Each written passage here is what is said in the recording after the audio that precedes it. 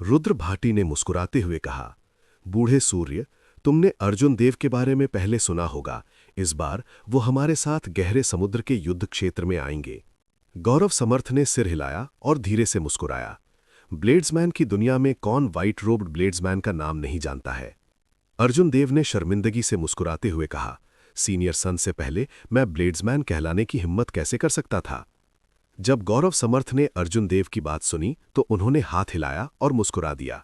मुझे वरिष्ठ मत कहो, मेरी हिम्मत नहीं है। हमारी ताकत लगभग समान है। चलो समान रूप से बात करते हैं। यदि आपको कोई आपत्ति नहीं है तो आप मुझे ओल्ड भाटी की तरह ओल्ड सन कह सकते हैं। खूनी ब्लेड्समैन गौरव समर्थ को एक सच्चा ब्लेड्समैन माना जा सकता है। इस तरह के विनम्र रवैये के साथ अर्जुन देव की गौरव समर्थ की छाप में काफी सुधार हुआ। अर्जुन देव को अब संयम महसूस नहीं हुआ। उन्होंने कहा, बिग ब्रदर सन बहुत विनम्र है। रुद्र भाटी ने उन दोनों को एक दूसरे के साथ बातचीत करते हुए देखा। वो मुस्कुराया और कहा, मैं कहता हूं आप दोनों इतना विनम्र होना बंद करो। जल्दी से जहाज पर चढ़ो, यदि नहीं तो हमें एक और दिन इंतजार करना होगा। व्यापारी जहाज रवाना हुआ और एक लंबी यात्रा पर निकलते हुए असीम समुद्र की वास्तविक गहराई की ओर बढ़ गया। स्वाभाविक है कि अर्जुन देव इतना लंबा समय बर्बाद नहीं कर सके। अपनी सामान्य साधना के अलावा वो कृपाण के साथ अपने अनुभवों पर चर्चा करने के लिए हर दिन गौरव समर्थ की तलाश करते थे।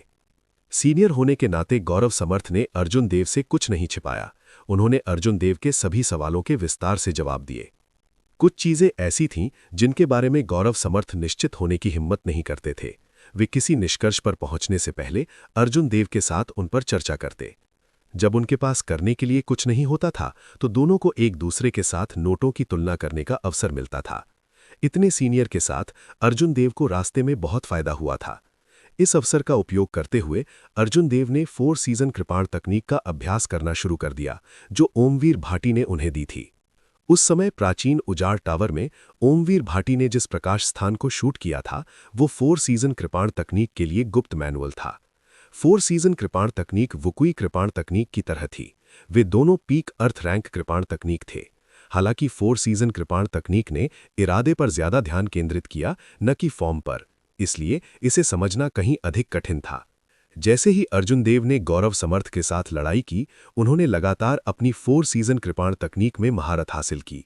एक साथी ब्लेड्समैन होने के नाते गौरव समर्थ अर्जुन देव की कृपाण तकनीक की कमियों को उत्सुकता से इंगित कर सकते थे। कई दिनों तक यात्रा करने के बाद वे अब पूर्वी उथले सागर से दूर नहीं थे। इस खास दिन तीनों एक साथ इकट्ठे हुए और बातचीत करने लगे। फिर अर्जुन देव ने एक प्रश्न सोचा। उन्होंने कहा, बिग ब्रदर सन, मुझे कुछ संदेह है। आपको खूनी ब्लेड्समैन और प्राचीन उजाड़ भूमि के 10 महान ब्लेड्समैन के रूप में क्यों जाना जाता है? मैंने उजाड़ शहर में किसी को उनका उल्लेख क्यों नहीं सुना? जब गौरव समर्थ ने यह सुना तो वो मुस्कुराए बिना नहीं रह सके। उन्होंने कहा, प्राचीन उजाड़ भूमि के 10 महान ब्लेड्समैन कई साल पहले इसी नाम से जाने जाते थे। हर कोई अपनी सीमाओं को जानता है। अब बहुत सारी प्रतिभाएं हैं। ये प्रतिभाओं का नवोदित युग है। हर कोई बहुत लो प्रोफाइल है, डरता है कि वे कदम के रूप में समाप्त हो सकते हैं। रुद्र भाटी ने कहा, यह सच है। पुरानी पीढ़ी के सभी विशेषज्ञ अपनी प्रतिष्ठा को महत्व देते हैं। वे सभी बंद दरवाजे की खेती में हैं। कोई भी उनके पिछले खिताबों का उल्लेख नहीं करता है, जैसे कि उजाड़ शहर के 4 महान ब्लेड्समैन और 4 महान तलवारबाज। अर्जुन देव को उम्मीद नहीं थी कि यही वजह होगी। वो थोड़ा अजीब महसूस करने से नहीं बच सका। गौरव समर्थ ने ठठाकर हंसते हुए कहा, मैं तुम्हारी बात नहीं कर रहा हूं। वास्तव में मैं उन लोगों को पसंद नहीं करता जो अपनी वरिष्ठता का फायदा उठाते हैं। वे सच्चाई का सामना करने की हिम्मत नहीं करते और फिर भी एक मजबूत मोर्चा बनाते हैं। वे मुंह पर थप्पड़ मारने और एक कदम के रूप में इस्तेमाल होने के योग्य हैं। जब मैं छोटा था तो मैंने इनमें से बहुत सारी चीजें की। उसे खूनी ब्लेड्समैन क्यों कहा जाता है? जैसे ही गौरव समर्थ समझाने वाले थे, व्यापारी जहाज अचानक रुक गया। अपने खेती के आधारों के नाते वे स्वाभाविक रूप से इस गति में अत्यधिक परिवर्तन से अप्रभावित थे। हालांकि कमरे में गहने इतने भाग्यशाली नहीं थे। वो जमीन पर गिर पड़ा और कुछ चीनी मिट्टी के टुकड़े टुकड़ों में टूट गए। रुद्र भाटी ने संदेह से कहा, अजीब बात है, ये अचानक क्यों रुक गया? इसके अलावा ये इतनी जल्दी में क्यों रुका? गौरव समर्थ ने सुझाव दिया, चलो बाहर चलते हैं। Dong Dong Dong. जैसे ही तीनों कार्रवाई करने वाले थे, दरवाजे पर तुरंत दस्तक हुई। दरवाजा खुला और एक सेवक ने हड़बड़ाते हुए कहा, तुम तीनों किसान हो, कृपया जल्दी से डेक पर इकट्ठा हो। अर्जुन देव ने पूछा, क्या हुआ? क्या तुम एक समुद्री डाकू जहाज में टकरा गए? अटेंडेंट ने एक बदसूरत मुस्कान निचोड़ी और कहा, यह समुद्री डाकू जहाज से भी अधिक परेशानी भरा है। ये ब्लैक ड्रैगन सोसाइटी का वॉरशिप है। Black dragon society? Rudra Bhati और गौरव समर्थ अजीब निगाहों का आदान प्रदान करने से नहीं बच सके। क्या ऐसा हो सकता है कि आप चाहते हैं कि हम ब्लैक ड्रैगन ग्रुप का विरोध करने में आपकी मदद करें? यह मुश्किल होगा। अटेंडेंट ने कहा, नहीं, ये ब्लैक ड्रैगन ग्रुप का अनुरोध है। सभी किसान जो तीसरी श्रेणी के युद्ध क्षेत्र में भाग लेने की तैयारी कर रहे हैं, उन्हें डेक पर इकट्ठा होना चाहिए। ब्लैक ड्रैगन ट्रायड एंडलेस सी में सबसे बड़ी ताकत थी। इसके बेड़े ने समुद्र की चारों दिशाओं की यात्रा की। 5000 साल पहले पूर्वी समुद्र डिवाइन ड्रैगन पैलेस के साथ एक भीषण लड़ाई के बाद पूर्वी समुद्र डिवाइन ड्रैगन पैलेस ने पूर्वी उथले सागर में आधे द्वीपों पर कब्जा कर लिया, जिससे ये असीम समुद्र का अधिपति बन गया। उस समय डिवाइन ड्रैगन पैलेस आकाश में सूर्य की तरह था। ये चारों समुद्रों में सभी गुटों का नेता था। बूढ़े ड्रैगन किंग की प्रतिष्ठा बहुत अधिक थी। एक ही आदेश से चारों समुद्रों में असंख्य संप्रदाय उसकी बात सुनेंगे। लेकिन उस लड़ाई में डिवाइन ड्रैगन पैलेस अब भी हार गया। ओल्ड ड्रैगन किंग युद्ध में मर गया और चार उथे समुद्रों में अब गठबंधन का कोई नेता नहीं था। उस लड़ाई के बाद ब्लैक ड्रैगन ट्रायड एक देवता बन गया। बाहरी समुद्रों में एक बल से ये समुद्र में सभी व्यापार मार्गों को नियंत्रित करते हुए चारों समुद्रों का अधिपति बन गया। डेक के रास्ते में रुद्र भाटी ने अर्जुन देव को ब्लैक ड्रैगन समूह की सरल व्याख्या दी, जिससे अर्जुन देव चकित रह गए। किसने सोचा होगा कि मुख्य भूमि से बहुत दूर असीम सागर में ब्लैक ड्रैगन ट्रायड जैसा कोई विशालकाय होगा? इससे पहले मुख्य भूमि पर इसकी कोई खबर नहीं आई थी। गौरव समर्थ ने कहा, लेकिन अब डिवाइन ड्रैगन पैलेस की ताकत बहुत बढ़ गई है। पूर्वी उथले सागर में ब्लैक ड्रैगन समूह का किनारा अब पहले जितना बड़ा नहीं है। तो इसके बारे में ज्यादा मत सोचो, आइए डेक पर चलते हैं और देखते हैं कि वो किस तरह की तरकीबें खेल रहे हैं। सैकड़ों किसान चौड़े डेक पर खड़े थे। उनकी खेती कम नहीं थी, वे कम से कम सुपीरियर ग्रेड मार्शल किंग्स थे। जब अर्जुन देव ने चारों ओर देखा तो उन्हें 2 या 3 आधे कदम वाले मार्शल सम्राट मिले। व्यापारी जहाज के सामने समुद्र की सतह पर 6 विशाल काले युद्धपोत खड़े थे। युद्धपोतों पर प्राचीन राक्षसी ऊर्जा तोपें खुली थीं और ठंडी रोशनी से टिमटिमा रही थीं। प्राचीन राक्षसी ऊर्जा तोपें बहुत शक्तिशाली थीं। जब अवर ग्रेट स्पिरिट स्टोन से भरे जाते हैं तो वे एक शॉट में एक मार्शल सेंट को गंभीर रूप से घायल कर सकते हैं। जब मीडियल ग्रेड स्पिरिट स्टोन से भरे जाते हैं तो वे आसानी से एक अवर ग्रेड मार्शल किंग को घायल कर सकते हैं। यदि सुपीरियर ग्रेड स्पिरिट स्टोन से भरा जाता है तो एक मार्शल मोनार्क भी टेंटर हुक पर होगा और आमने सामने टकराने की हिम्मत नहीं करेगा। कई दर्जन प्राचीन राक्षसी ऊर्जा तोपों के निरोध के साथ डेक पर कई काश्तकारों ने सतर्क भाव दिखाए। उन्होंने बहुत ढीठ होने की हिम्मत नहीं की। Dong Dong Dong. ठीक इसी समय जहाज की पकड़ से कदमों की आहट आई। एक और काश्तकार बाहर आया। अर्जुन देव ने अपना सिर घुमाया और देखा कि इस व्यक्ति के पास एक उत्कृष्ट आकृति और कामुक वक्र थे। उसने काले चमड़े का कवच पहना था और उसकी पीठ पर 2 छोटी तलवारें थीं। उसने एक आधा मुखौटा पहना था जो उसके चेहरे को ढकता था। उसकी काली आंखें बहुत गहरी और रहस्यमयी थीं। अप्रत्याशित रूप से सर्वेश भी जहाज पर था। अर्जुन देव को इस शख्स के बारे में बहुत उत्सुकता थी। वह हमेशा ये जानना चाहता था कि किंगजून पीठ की 9 गुप्त तकनीकों को वह क्यों जानती है। हालांकि जब अर्जुन देव ने सर्वेश की अगम्य आभा को देखा तो उन्होंने उसे अभिवादन करने का विचार छोड़ दिया। सभी के आने के बाद काले युद्ध कवच पहने 5 काश्तकारों ने युद्धपोत से उड़ान भरी। उनकी आभा अविश्वसनीय रूप से घनी थी। उनका नेतृत्व करने वाला व्यक्ति बहुत मजबूत था, आधे कदम वाला मार्शल सम्राट।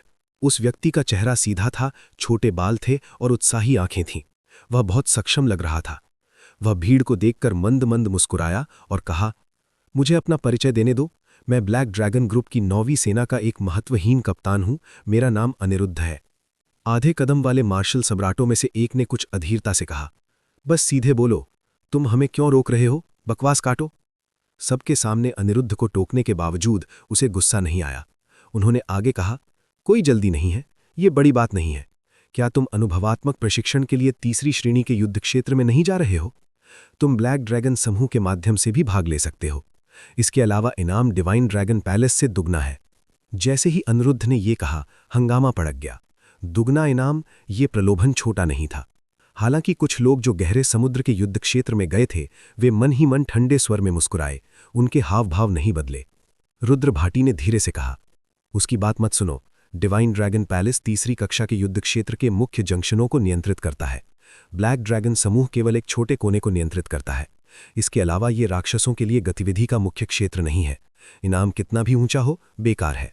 अनिरुद्ध ने आगे कहा, जब तक आप हमारे साथ आने के लिए सहमत होते हैं, हम आपको युद्धपोत पर चढ़ने पर 10,000 मीडियल ग्रेड स्पिरिट स्टोन्स देंगे। जब आप वापस आएंगे तो हम आपको 1 लाख और देंगे, और यदि आप अधिक राक्षसों को मारते हैं तो इनाम बढ़ जाएगा। भीड़ में हंगामा हो गया। पहली बार असीम सागर में आए कुछ काश्तकारों को लालच आया। 10,000 मीडियल ग्रेड स्पिरिट स्टोन्स कोई छोटी राशि नहीं थी। मिशन समाप्त होने के बाद वे कम से कम 1 lakh medial grade spirit stones प्राप्त करने में सक्षम होंगे। यदि वे मरे नहीं तो ये एक बड़ी राशि होगी। मैं जाने को तैयार हूं। तुरंत जिन्होंने पहली बार असीम सागर में आया था, इसके बारे में सोचा और उन्होंने महसूस किया कि यह लाभदायक था, और दूसरे पक्ष के अनुरोध पर सहमत हो गए। अनिरुद्ध ने तुरंत स्पिरिट स्टोन्स के कुछ बक्से बाहर फेंके और उन्हें उस व्यक्ति को सौंप दिए। वह मुस्कुराया और कहा, तुमने सही चुनाव किया है, युद्धपोत पर चढ़ जाओ। उस व्यक्ति ने धीरे से स्पिरिट स्टोन्स को गिना और एक खुशी मुस्कान प्रकट की। फिर वह छलांग लगाकर सामने वाले युद्धपोत पर उतरा। मैं भी तैयार हूं, मैं भी तैयार हूं। ये देखकर कि किसी ने वास्तव में स्पिरिट स्टोन्स प्राप्त किए हैं, सहमत होने वाले लोगों की संख्या बढ़ गई। जल्द ही युद्धपोत पर अधिकांश लोग चले गए। केवल 10 लोग जो अंदर की कहानी जानते थे, वे डगमगाए नहीं। ये सभी लोग पीक मार्शल किंग्स थे। कुछ गौरव समर्थ की तरह थे, कुछ तो आधे कदम वाले मार्शल मोनार्क भी थे। 10,000 मीडियल ग्रेड स्पिरिट स्टोन्स उन्हें दिलचस्पी नहीं देते। वह जो चाहते थे वह एक सच्चा अनुभवात्मक प्रशिक्षण था, जहां वे जीवन और मृत्यु की अवहेलना कर सकते थे। हालांकि अपने जीवन की सीमाओं का सामना करते हुए उन्हें अपनी क्षमता को लगातार उत्तेजित करने की आवश्यकता थी। ब्लैक ड्रैगन ग्रुप उन्हें संतुष्ट नहीं कर पाएगा। असीम सागर में आने वाले लोगों के समूह का ब्लैक ड्रैगन ग्रुप के युद्धपोत पर चढ़ने के बाद अनिरुद्ध ने भीड़ की ओर देखा और मुस्कुराया। मुझे कोई परेशानी न देने के लिए सभी का बहुत बहुत धन्यवाद। आप सभी सच्चे कुलीन हैं और गहरे समुद्र के युद्ध क्षेत्र की स्थिति के बारे में आप सभी बहुत स्पष्ट हैं। आपका उपचार पहले के उस लोगों के समूह से भी बेहतर है। रुद्र भाटी ने मजाक करते हुए कहा, तुम्हारा क्या मतलब है? तुम ऐसे लगते हो जैसे हम तुम्हारे साथ जाने के लिए सहमत हो गए हैं। मुझे नहीं लगता कि हमने कहा था कि हम तुम्हारे साथ जाएंगे। हालांकि गौरव समर्थ ने अर्जुन देव को एक वॉइस प्रक्षेपण भेजा, युद्धपोत को छोड़कर पश्चिम की ओर जाने की तैयारी करो। ये डिवाइन ड्रैगन पैलेस द्वारा नियंत्रित क्षेत्र है। समुद्र की तल में न डूबे, वहां के समुद्री राक्षसों से निपटना बहुत मुश्किल है। अर्जुन देव का दिल डूब गया। ऐसा लग रहा था कि इस अनुभवात्मक प्रशिक्षण में 2 शिखर शक्तियों का आंतरिक संघर्ष शामिल है। यह शांति से समाप्त नहीं होगा। दूसरे आधे कदम वाले मार्शल मोनार्क ने कहा, इस असीम सागर में तुम्हारा ब्लैक ड्रैगन समूह अकेला नहीं है जो तुम जो चाहो कर सकते हो। अब जबकि हम डिवाइन ड्रैगन पैलेस के क्षेत्र में हैं तो तुम हमारा कुछ नहीं बिगाड़ सकते। अनिरुद्ध का चेहरा डूब गया। वह ठंडे स्वर में मुस्कुराया, क्या तुम्हें लगता है कि तुम वहां पहुंच सकते हो? मैं ये कहूंगा, तुम चाहो या ना चाहो फिर भी तुम्हें जाना होगा। चलो। डेक पर बचे हुए 10 लोग चतुर और निर्णायक लोग थे। जब उन्होंने देखा कि स्थिति एक ऐसी स्थिति में पहुंच गई है जहां से वापसी नहीं है, तो उन्होंने युद्धपोत को छोड़कर जल्दी से जाने में संकोच नहीं किया। अर्जुन देव तुरंत युद्धपोत से कूद गए और पश्चिम की ओर चले गए। उनकी आकृति टिमटिमा रही थी और कुछ ही सांसों में वे 1 किलोमीटर की यात्रा कर चुके थे। अनिरुद्ध के हाव भाव शांत रहे। वह बहुत हैरान नहीं था। जब वह युद्धपोत पर वापस लौटा, उसने अपना हाथ लहराया और कहा, उन सबको विस्फोट कर दो, किसी को भी जिंदा मत छोड़ो। अर्जुन देव ने अपनी आध्यात्मिक चेतना का प्रसार किया था। उसने तुरंत महसूस किया कि प्रकाश की 10 किरणें उसके लिए जा रही हैं। अगर उन सभी ने उसे मारा, भले ही वो ना मरा, तो भी उसे जिंदा खाल उतार दी जाएगी। बिजली का एक बोल्ट चमक उठा। अर्जुन देव ने बिजली से बचने का काम किया और चकमा देने के लिए तुरंत 100 मीटर आगे बढ़ गए। दयनीय चीखें गूंज उठीं। एक पल में 4 या 5 चोटी सुपीरियर ग्रेड मार्शल किंग्स युद्धपोत से गिर गए। Boom boom boom. 6 युद्धपोतों ने काश्तकारों को संकोच करने का समय नहीं दिया। वे हवा में उड़ गए और फिर से अपनी तोपें दागीं। शेष लोगों ने प्राचीन राक्षसी ऊर्जा तोपों की ताकत को चकमा देने के लिए क्लोनिंग तकनीकों का इस्तेमाल किया। कुछ ने सीधे हमला किया, जिससे प्राचीन राक्षसी ऊर्जा तोपों की ताकत कमजोर हो गई। दूसरों ने फुर्ती से चकमा देने के लिए सरल आंदोलन तकनीकों का इस्तेमाल किया। हालांकि 6 युद्धपोत जल्दी में नहीं थे। वे जहरीले सांपों की तरह काश्तकारों का पीछा करते थे, उन सभी को मारने की कोशिश कर रहे थे। जैसे ही काश्तकारों ने प्राचीन राक्षसी ऊर्जा तोपों के हमलों को चकमा दिया, वे अनिवार्य रूप से धीमे हो गए। युद्धपोतों और काश्तकारों के बीच की दूरी सिकुड़ गई। गौरव समर्थ ने अर्जुन देव से कहा, अलग हो जाओ। बूढ़ी भाटी और मेरे पास खुद को बचाने के अपने तरीके हैं। समय आने पर हम फिर से संगठित होने के बारे में सोचेंगे। अर्जुन देव ने सहमति में सिर हिलाया। अभी के लिए यही एकमात्र रास्ता था।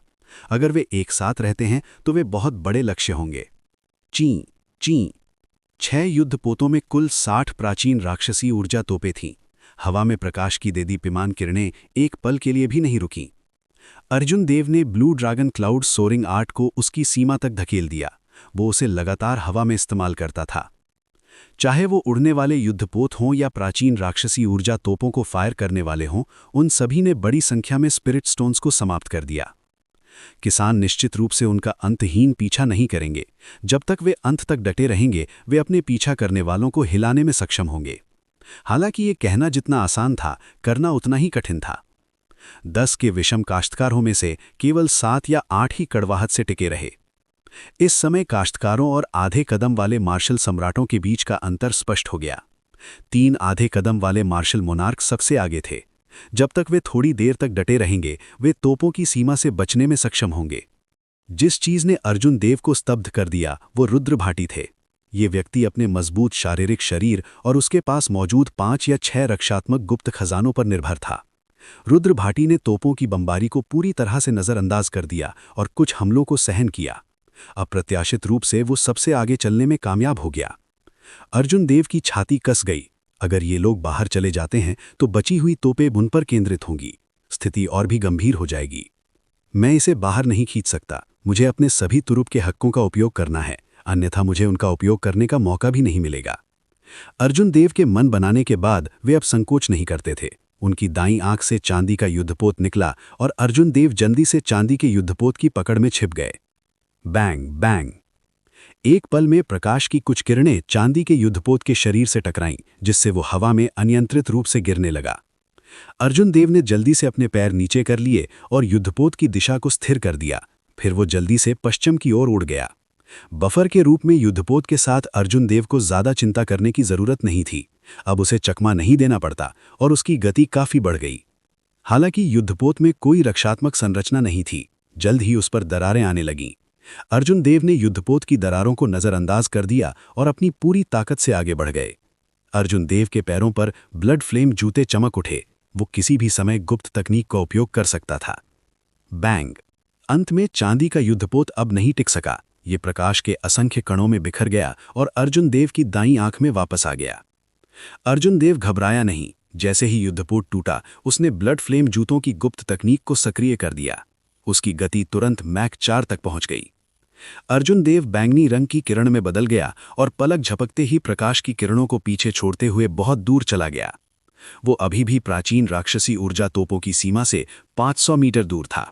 हालांकि उसने बहुत अधिक ध्यान आकर्षित किया था। इसके अलावा आधे कदम वाले मार्शल सम्राट पहले ही भाग चुके थे। हमलों की अगली लहर पहले से भी ज्यादा क्रूर होगी। मैं सब कुछ बाहर निकाल रहा हूं। अर्जुन देव के हावभाव गंभीर हो गए। उन्होंने अपना दाहिना हाथ कृपाण की मूठ पर रखा और अपनी आंखें बंद कर लीं। अपनी दिव्य चेतना की झलक से उन्होंने चारों दिशाओं से आने वाली प्रकाश किरणों को देखा। अर्जुन देव का मन, ऊर्जा और आत्मा एक पंक्ति में एकत्रित हुए। गड़गड़ाहट और कृपाण की इरादे की स्थिति चुपचाप पक गई। तोड़ो! अर्जुन देव ने अचानक अपनी आंखें खोली और चिल्लाया। लूनर शैडो कृपाण बिजली के बोल्ट में बदल गया जब उसने उसे खींचा। ये ऐसा था जैसे अर्जुन देव की आंखें सिर के पीछे की तरफ थीं। उसने 12 कृपाण क्यों भेजी, जिसमें असीम कृपाण इरादा और गड़गड़ाहट की स्थिति थी, जो प्रकाश के अद्वितीय स्तंभ से टकराई। धमाका धमाका धमाका! शून्य में निरंतर तीव्र विस्फोट हो रहे थे। जैसे जैसे शॉक वेव बढ़ी, यहां तक कि अंतरिक्ष भी लहराने लगा। कृपाण क्यू के 12 धागों के लिए अर्जुन देव ने अपने सार का 3/4 हिस्सा समाप्त कर दिया। ये सबसे मजबूत था जिसके साथ वो एक सांस में फट सकता था। अर्जुन देव द्वारा अपनी कृपाण को 12 बार घुमाने के बाद उन्हें लगा कि वो गिरने वाले हैं। उनके माथे पर पसीना आ गया। हालांकि वो 9 अद्वितीय प्रकाश स्तंभों को अवरुद्ध करने में कामयाब रहे। डेक पर अनिरुद्ध ने श्वेत आकृति को 9 प्राचीन राक्षसी ऊर्जा तोपों को तोड़ते हुए देखा। उसके चेहरे पर आश्चर्य के भाव थे। ये पहली बार था जब अनिरुद्ध ने किसी युवा को इतने कम समय में इतनी ताकत से फटते हुए देखा। पुरानी पीढ़ी के कुछ काश्तकारों के लिए भी ऐसा करना मुश्किल होगा। चाहे किसी का सार कितना भी घना हो, अगर किसी की विस्फोटक शक्ति मजबूत नहीं है तो ये कहना मुश्किल होगा कि असली लड़ाई में कौन जीतेगा। जब अनिरुद्ध ने देखा कि अर्जुन देव पहले ही प्राचीन राक्षसी ऊर्जा तोपों की सीमा से बच निकले हैं तो उन्होंने देवलोक महाद्वीप के काश्तकारों से पूछा, ये व्यक्ति कौन है, क्या तुम उसे जानते हो? वो महारान राष्ट्र का सफेद वस्त्र वाला ब्लेड्समैन लगता है, हालांकि ये वो नहीं है, ये सुनिश्चित करना कठिन है। White robed ब्लेड्समैन। अनिरुद्ध ने भौहें से कोड़ लीं। उसने अपना सिर हिलाया और कहा, मुझे आशा है कि वो सिर्फ एक साधारण प्रतिभा है, अन्यथा अगर हम उसे जाने देते हैं तो हम बड़ी मुसीबत में पड़ जाएंगे। बढ़ता समुद्री जल जहां तक नजर जा सकती थी फैला हुआ था। अर्जुन देव पानी की सतह पर पालथी मारकर बैठे थे। लहरों का अनुसरण करते हुए वे आगे बढ़ रहे थे। उसने अपने हाथ में 4 मीडियल ग्रेड स्पिरिट स्टोन्स रखे हुए थे, क्योंकि उसने जल्दी से अपना सार बरामद कर लिया था। उसने अपने सार को बहुत अधिक समाप्त कर दिया था। यदि उसने इसे जल्दी से नहीं भरा तो वो इस प्रतीत होने वाले शांतिपूर्ण असीम समुद्र में मछली के पेट में समाप्त हो सकता है। 1 घंटे के बाद 4 मीडियल ग्रेड स्पिरिट स्टोन्स पूरी तरह से समाप्त हो गए। अर्जुन देव का सार मुश्किल से आधा हो गया, हालांकि ये खुद को बचाने के लिए पर्याप्त था। अर्जुन देव ने लापरवाही से स्पिरिट स्टोन्स को एक तरफ फेंक दिया और समुद्र में देखा। गहरे समुद्र का पानी उसकी दृष्टि को बाधित नहीं कर सका। 100 मीटर से अधिक की गहराई पर अर्जुन देव को एक अजीब सी काली मछली दिखाई दी। ये एक हथेली के आकार का था और नुकीले तराजुओं से ढका हुआ था। उनमें से इतने सारे थे कि ये चौंकाने वाला था। एक मोटी गिनती के साथ उनमें से कम 1000 थे। कोई आश्चर्य नहीं कि गौरव समर्थ ने उन्हें निर्देश दिया था कि चाहे कुछ भी हो जाए, समुद्र के तल में न डूबे। यदि उसने ऐसा किया तो वो प्राचीन राक्षसी ऊर्जा तोपों के हमलों से बचने में सक्षम होगा। हालांकि अगर उसे इन हजारों अजीब मछलियों के हमलों का सामना करना पड़ा तो वो और भी तेजी से मर जाएगा। अर्जुन देव ने खड़े होकर चारों ओर देखा। पहले की भीड़ ने उन्हें पहले ही रुद्र भाटी और गौरव समर्थ से अलग कर दिया था। अर्जुन देव ने अपनी निगाहें हटा लीं और कुछ ऐसा खोजा जिससे निपटना कुछ मुश्किल था।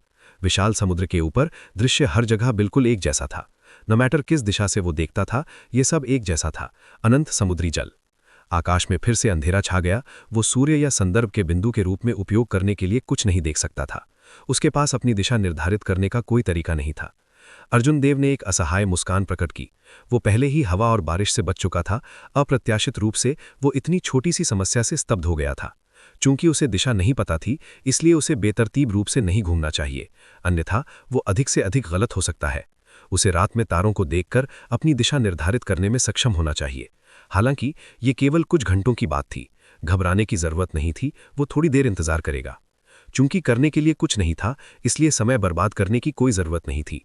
अर्जुन देव ने अपनी लूनर शैडो कृपाण खींची और चुपचाप समुद्र की सतह पर 4 सीजन कृपाण तकनीक का अभ्यास किया। 4 सीजन कृपाण तकनीक में केवल 5 चालें थीं: वसंत, ग्रीष्म, शरद ऋतु और ऋतुओं का चक्र। हालांकि प्रत्येक कदम हमेशा बदलता रहता था। इसमें कुछ खास नहीं था, ये किसी के नियंत्रण पर निर्भर करता था। अर्जुन देव ने वसंत ऋतु, ग्रीष्म ऋतु, शरद ऋतु और सर्दी के विभिन्न दृश्यों को अपनी कृपाण तकनीकों में शामिल किया, जिससे उनकी अपनी अनोखी रहस्यमयी परिघटना बन गई। उदाहरण के लिए उम्बीर भाटी ने झरने के पानी का गर्म से ठंडे में बदलने का दृश्य समझा। संबंधित दृश्य पानी था। हालांकि वसंत ऋतु में अर्जुन देव ने जो दृश्य समझा वो गड़गड़ाहट थी। वसंत की पहली गड़गड़ाहट, 10,000 जानवरों की चीख। अर्जुन देव की मूल दुनिया में लोगों ने वसंत की पहली गड़गड़ाहट को वसंत थंडर कहा। लंबी ठंडी सर्दियों के दौरान दुनिया के सभी जानवर हाइबरनेशन में प्रवेश करेंगे। ये वसंत थंडर वो घंटी थी जिसने उन्हें जगा दिया। जैसे ही गड़गड़ाहट हुई, बेजान सर्दी काफी देर तक खामोशी रही। सैकड़ों जानवरों की रोने से वसंत के आगमन की घोषणा हो गई। अर्जुन देव की कृपाण तकनीक की यही अवस्था थी। इसने वसंत थंडर का अर्थ लिया और दुनिया के सभी जानवरों को रोने का आदेश दिया। सर्दी बीत गई और वसंत आ गया। स्वर्ग और धरती का चक्र अजेय था। जहां तक गर्मी, शरद और सर्दी की बात है, अर्जुन देव अभी भी उन पर विचार कर रहे थे। उनके पास कोई स्पष्ट विचार नहीं थे। गौरव समर्थ ने उन्हें बहुत सारी सलाह दी थी, उनकी सोच को व्यापक बनाया था और उन्हें और अधिक सतर्क बनाया था। पानी की शांत सतह पर अर्जुन देव ने लगातार इस चाल को सिद्ध किया। हालांकि हर बार जब वो विस्फोट करने वाला होता था, वो रुक जाता था। इसलिए क्योंकि अर्जुन देव को महसूस हो रहा था कि कुछ कमी है। अगर वो इस तरह से विस्फोट कर दे तो वो प्रभाव नहीं प्राप्त कर सकेगा जो वो चाहता था। ठीक उसी तरह अर्जुन देव समुद्र की सतह पर अथक प्रयास करता रहा। जैसे ही वो अपनी कृपाण घुमाता था, वो हमेशा अंतिम क्षण में रुक जाता था और शुरुआत से फिर से शुरू करता था। ये अनगिनत बार दोहराया गया। इसका एहसास किए बिना अर्जुन देव अपने आप को कृपाण तकनीक में पूरी तरह से डुबो दिया। अर्जुन देव को पता नहीं था कि एक सुंदर काली आकृति उनके पीछे से 1 किलोमीटर दूर काफी देर से दिलचस्पी से देख रही थी। हालांकि थोड़ी देर बाद उस महिला ने देखा कि अर्जुन देव की उत्कृष्ट कृपाण तकनीक हमेशा अंतिम क्षण में फंस जाती थी और प्रक्रिया को बार बार दोहराते हुए फिर से शुरू करना पड़ता था। वो अत्यधिक उदास महसूस कर रही थीं। इस प्रकार की उत्कृष्ट कृपाण तकनीक ने पहली नज़र में उनका ध्यान आकर्षित किया था। वो देखना चाहती थीं कि अंतिम क्षण में ये कितना टूटेगा, लेकिन उनके सामने ये व्यक्ति अत्यंत बुद्धिहीन था। हर बार जब दर्शक सबसे ज्यादा उत्साहित होते थे, वो फंस जाते थे और फिर से शुरू करते थे। ये बार बार हुआ।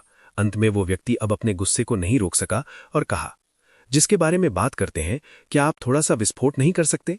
हर बार जब आप सबसे महत्वपूर्ण क्षण में फंस जाते हैं तो ये मुझे बहुत दुखी करता है। क्या आप इसे जानते हैं? अचानक आवाज ने अर्जुन देव को अपनी समाधि जैसी अवस्था से बाहर निकाल दिया। उसने अपनी कृपाण म्यान में रखी और देखने के लिए अपना सिर घुमाया।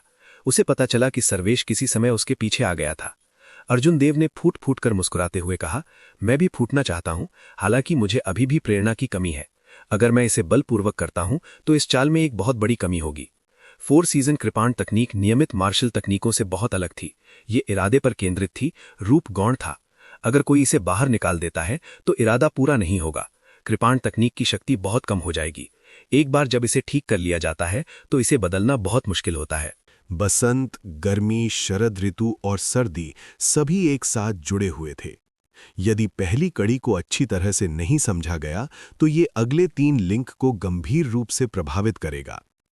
इसलिए इस पहली spring thunder 10,000 beasts cry together को एक सांस में पूरा करना पड़ा, जिससे ये फटने से पहले अपने सबसे सही क्षण तक पहुंच सके।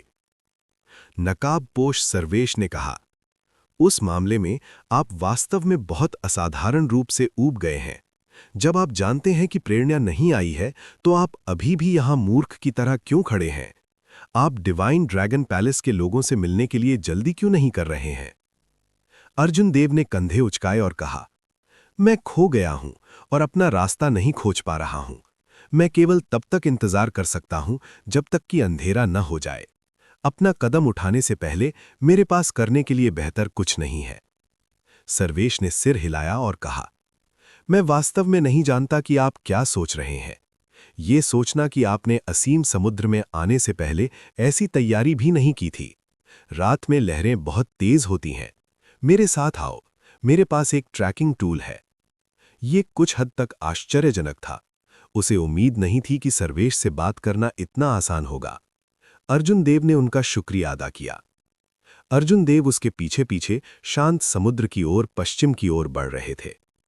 रास्ते में अर्जुन देव ने पूछने के लिए कुछ समय लिया, मैं बहुत उत्सुक रहा हूं, आपको क्विंगयुन पीक के 9 रहस्य किसने सिखाए?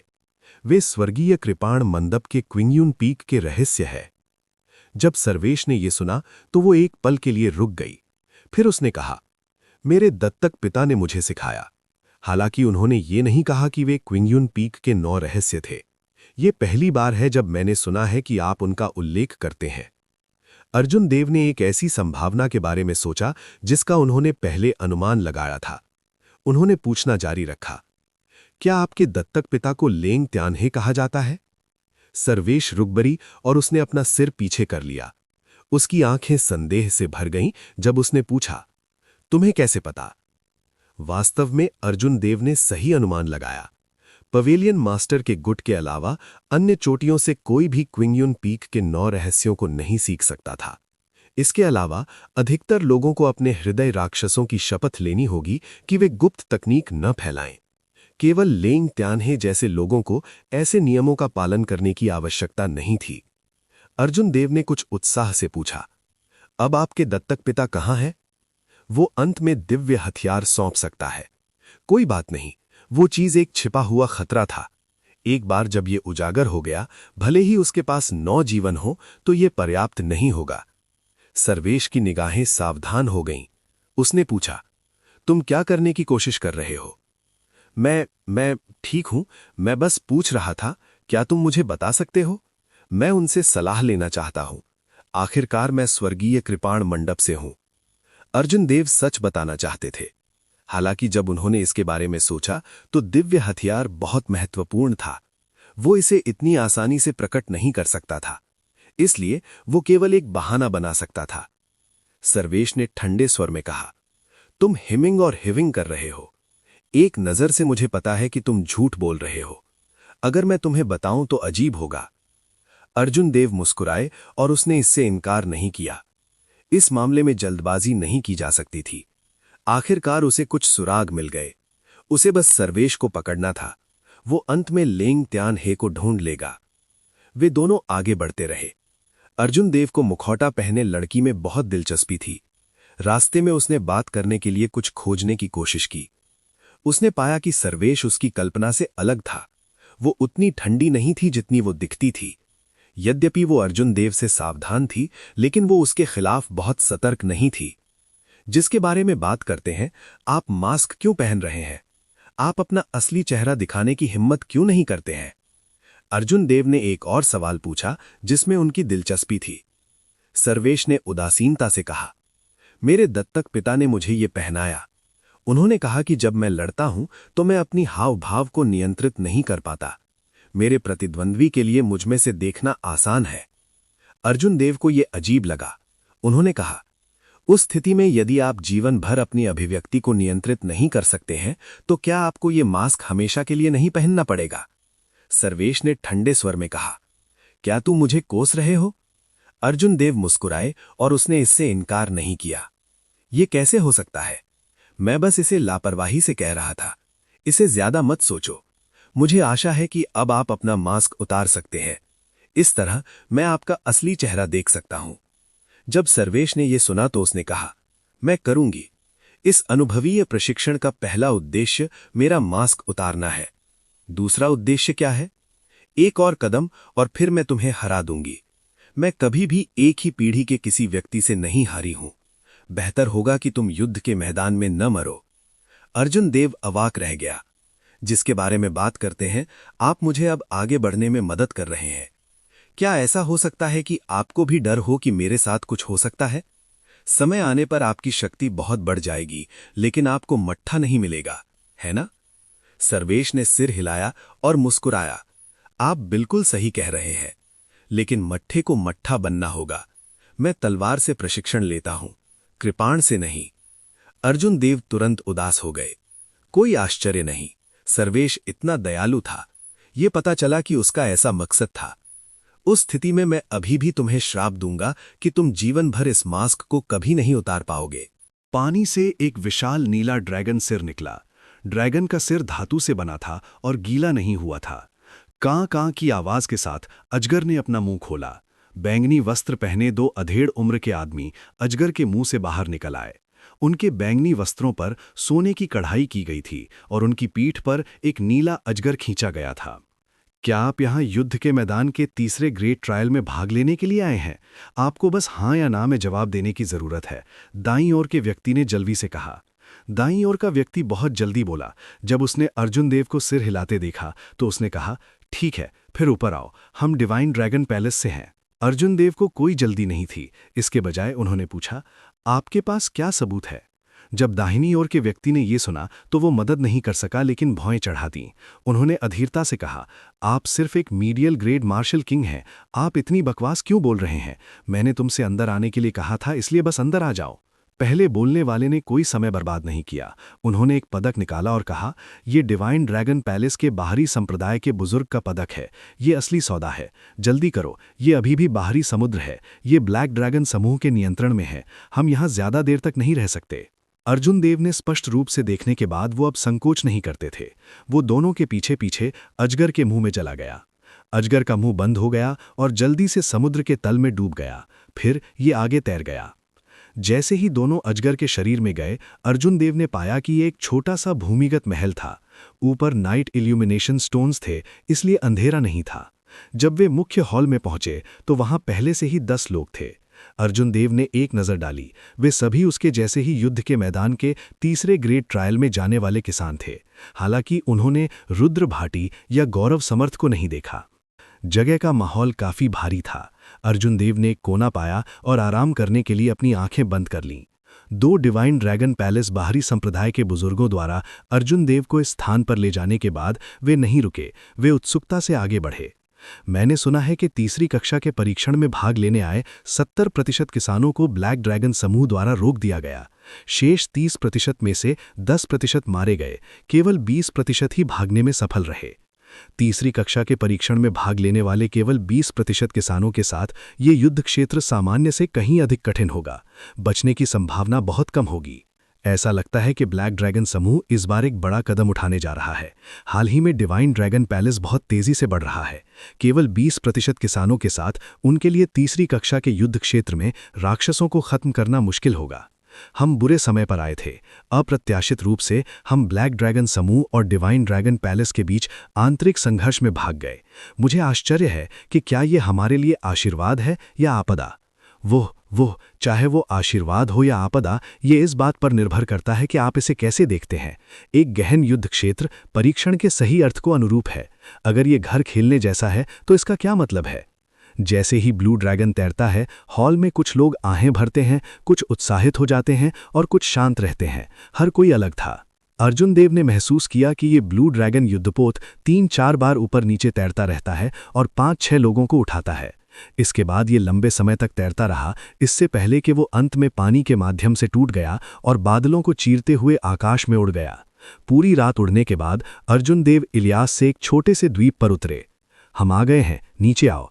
2 डिवाइन ड्रैगन पैलेस बाहरी संप्रदाय के बुजुर्गों ने, जिन्होंने अर्जुन देव को अंदर ले गए थे, हॉल में प्रवेश करते समय भीड़ से उदासीनता से कहा। अर्जुन देव ने अपनी आंखें खोली और भीड़ का पीछा किया। फिर वो अजगर के मुंह से बाहर कूद गया। अर्जुन देव ने चारों ओर देखा तो पाया कि वो एक विशाल ड्रिल ग्राउंड में थे। ड्रिल ग्राउंड में सैकड़ों ब्लू ड्रैगन युद्धपोत थे। किसान लगातार अजगर के मुंह से बाहर कूद रहे थे। उनमें से बहुत से थे। जब वे सभी इकट्ठे हुए तो 2000 से अधिक लोग थे। अर्जुन देव को आश्चर्य हुआ। उनमें से केवल 20% यहाँ हैं और पहले से ही 2000 से अधिक लोग हैं। अगर वे सभी यहाँ होंगे तो 10,000 से अधिक लोग होंगे। यहाँ के 2000 लोग सभी एलीट थे, जो ब्लैक ड्रैगन समूह की खोज से बच गए थे।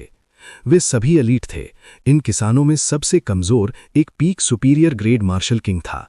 उनमें से 1/3 आधे कदम मार्शल इमराट भी थे। अर्जुन देव ने देखना बंद नहीं किया। उन्होंने देखना जारी रखा और अंत में रुद्र भाटी और गौरव समर्थ को खोजा। उसने जल्दी से भीड़ को अलग कर दिया और चला गया। रुद्र भाटी जोर से हंसते हुए कहने लगे, मुझे पता था कि तुम्हें कुछ नहीं होगा। वास्तव में ये वैसा ही है जैसा मैं चाहता था। तुम बिल्कुल घायल नहीं हो। अर्जुन देव ने थोड़ा सिर हिलाया और कहा, मैंने जहाज पर कुछ बातें सुनी। ऐसा लगता है कि केवल 20% लोग ही गहरे समुद्र युद्ध क्षेत्र में भाग ले रहे हैं। रुद्र भाटी ने सिर हिलाया और कहा, मुझे नहीं पता कि ब्लैक ड्रैगन समूह इस समय तक क्या कर रहा है। हालांकि ये उनके और डिवाइन ड्रैगन पैलेस के बीच का मामला है। इसका हमसे कोई लेना देना नहीं है। हमारे लिए ये बुरी बात नहीं हो सकती। गौरव समर्थ ने आगे कहा, तीसरी कक्षा का बैटलफील्ड वास्तव में इतना भयानक नहीं है जितना आप कल्पना करते हैं। राक्षसों की संयुक्त शक्ति एक मार्शल इमराट से अधिक नहीं है। कम लोगों के साथ इसका मतलब केवल इतना है कि हमारे पास सामान्य से अधिक मिशन है। अर्जुन देव ने पूछा, हम युद्ध क्षेत्र में वास्तव में करते क्या हैं? रुद्र भाटी ने उत्तर दिया, ये बहुत सरल है। हमें बस युद्ध क्षेत्र में राक्षसों को मारना है। हम जिस भी राक्षस को मारते हैं वो हमें कुछ अंक देगा। हम डिवाइन ड्रैगन पैलेस में मीडियल ग्रेड स्पिरिट स्टोन्स या सुपीरियर ग्रेड स्पिरिट स्टोन्स के लिए अंकों का आदान प्रदान कर सकते हैं। अर्जुन देव ने शौक में कहा, हम सुपीरियर ग्रेड स्पिरिट स्टोन्स भी आदान प्रदान कर सकते हैं। रुद्र भाटी हंसते हुए बोले, बेशक, गहरे समुद्र में स्पिरिट वीन्स जमीन की तुलना में बहुत अधिक प्रचुर है। अन्यथा आपको क्या लगता है कि युद्ध क्षेत्र में इतने सारे लोग क्यों दौड़ रहे हैं? इसे अच्छी तरह से कहा जाए तो ये किसानों के लिए अनुभवात्मक प्रशिक्षण है। वास्तव में हर गहरा युद्ध क्षेत्र डिवाइन ड्रैगन पैलेस के लिए एक छुपा खतरा है। एक बार जब बहुत से राक्षस हो जाते हैं और उनके पास संसाधन खत्म हो जाते हैं तो वे स्वाभाविक रूप से आसपास के द्वीपों पर लूट मार करने जाएंगे। तो आप समझते हैं कि मेरा क्या मतलब है ना? अर्जुन देव ने यह संकेत देने के लिए सिर हिलाया कि वो समझ गया है।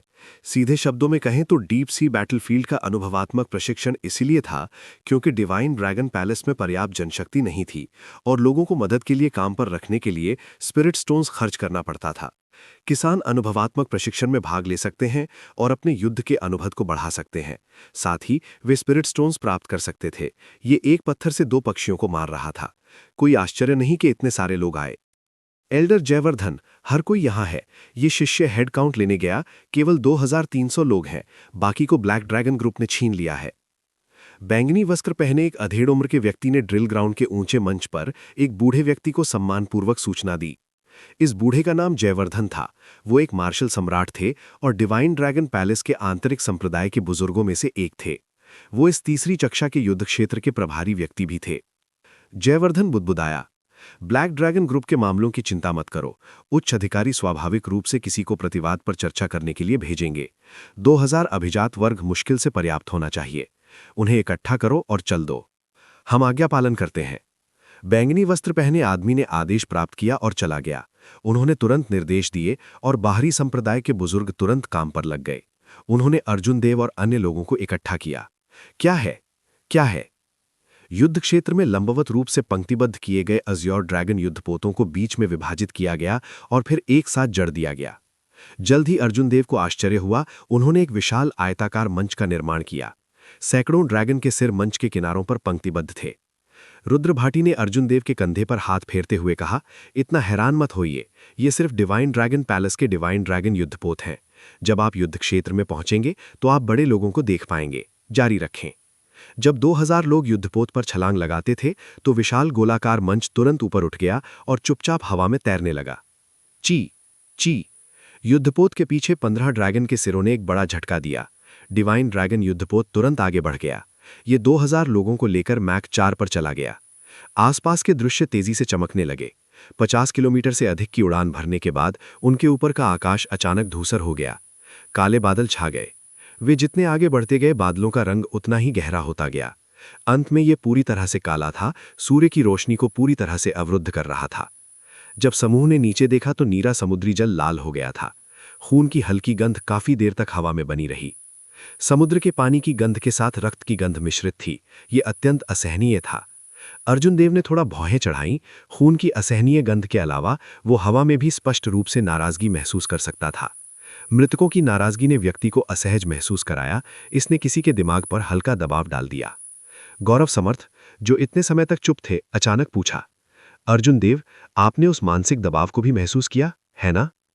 अर्जुन देव ने सिर हिलाया और कहा, हाँ, ऐसी परिस्थितियों में एक नियमित किसान के लिए अपनी पूरी ताकत लाना मुश्किल होगा। गौरव समर्थ ने मुस्कुराते हुए कहा, सही बात है। आप युद्ध क्षेत्र के मूल के जितने करीब पहुंचेंगे, मानसिक दबाव उतना ही मजबूत होगा। एक चुनौती है, लेकिन यह मानसिक ऊर्जा को भी कम कर सकती है। यही कारण है कि इतने सारे हाफ स्टेप मार्शल मुनार्क यहां आते हैं। जैसे ही अर्जुन देव ने बात की, उनके सामने एक विशाल डिवाइन ड्रैगन युद्धपोत प्रकट हुआ। ये 8 किलोमीटर से अधिक लंबा और 1 किलोमीटर चौड़ा था। जब उन्होंने ऊपर देखा तो ऐसा लग रहा था जैसे कोई छोटा सा शहर आसमान में उड़ रहा हो।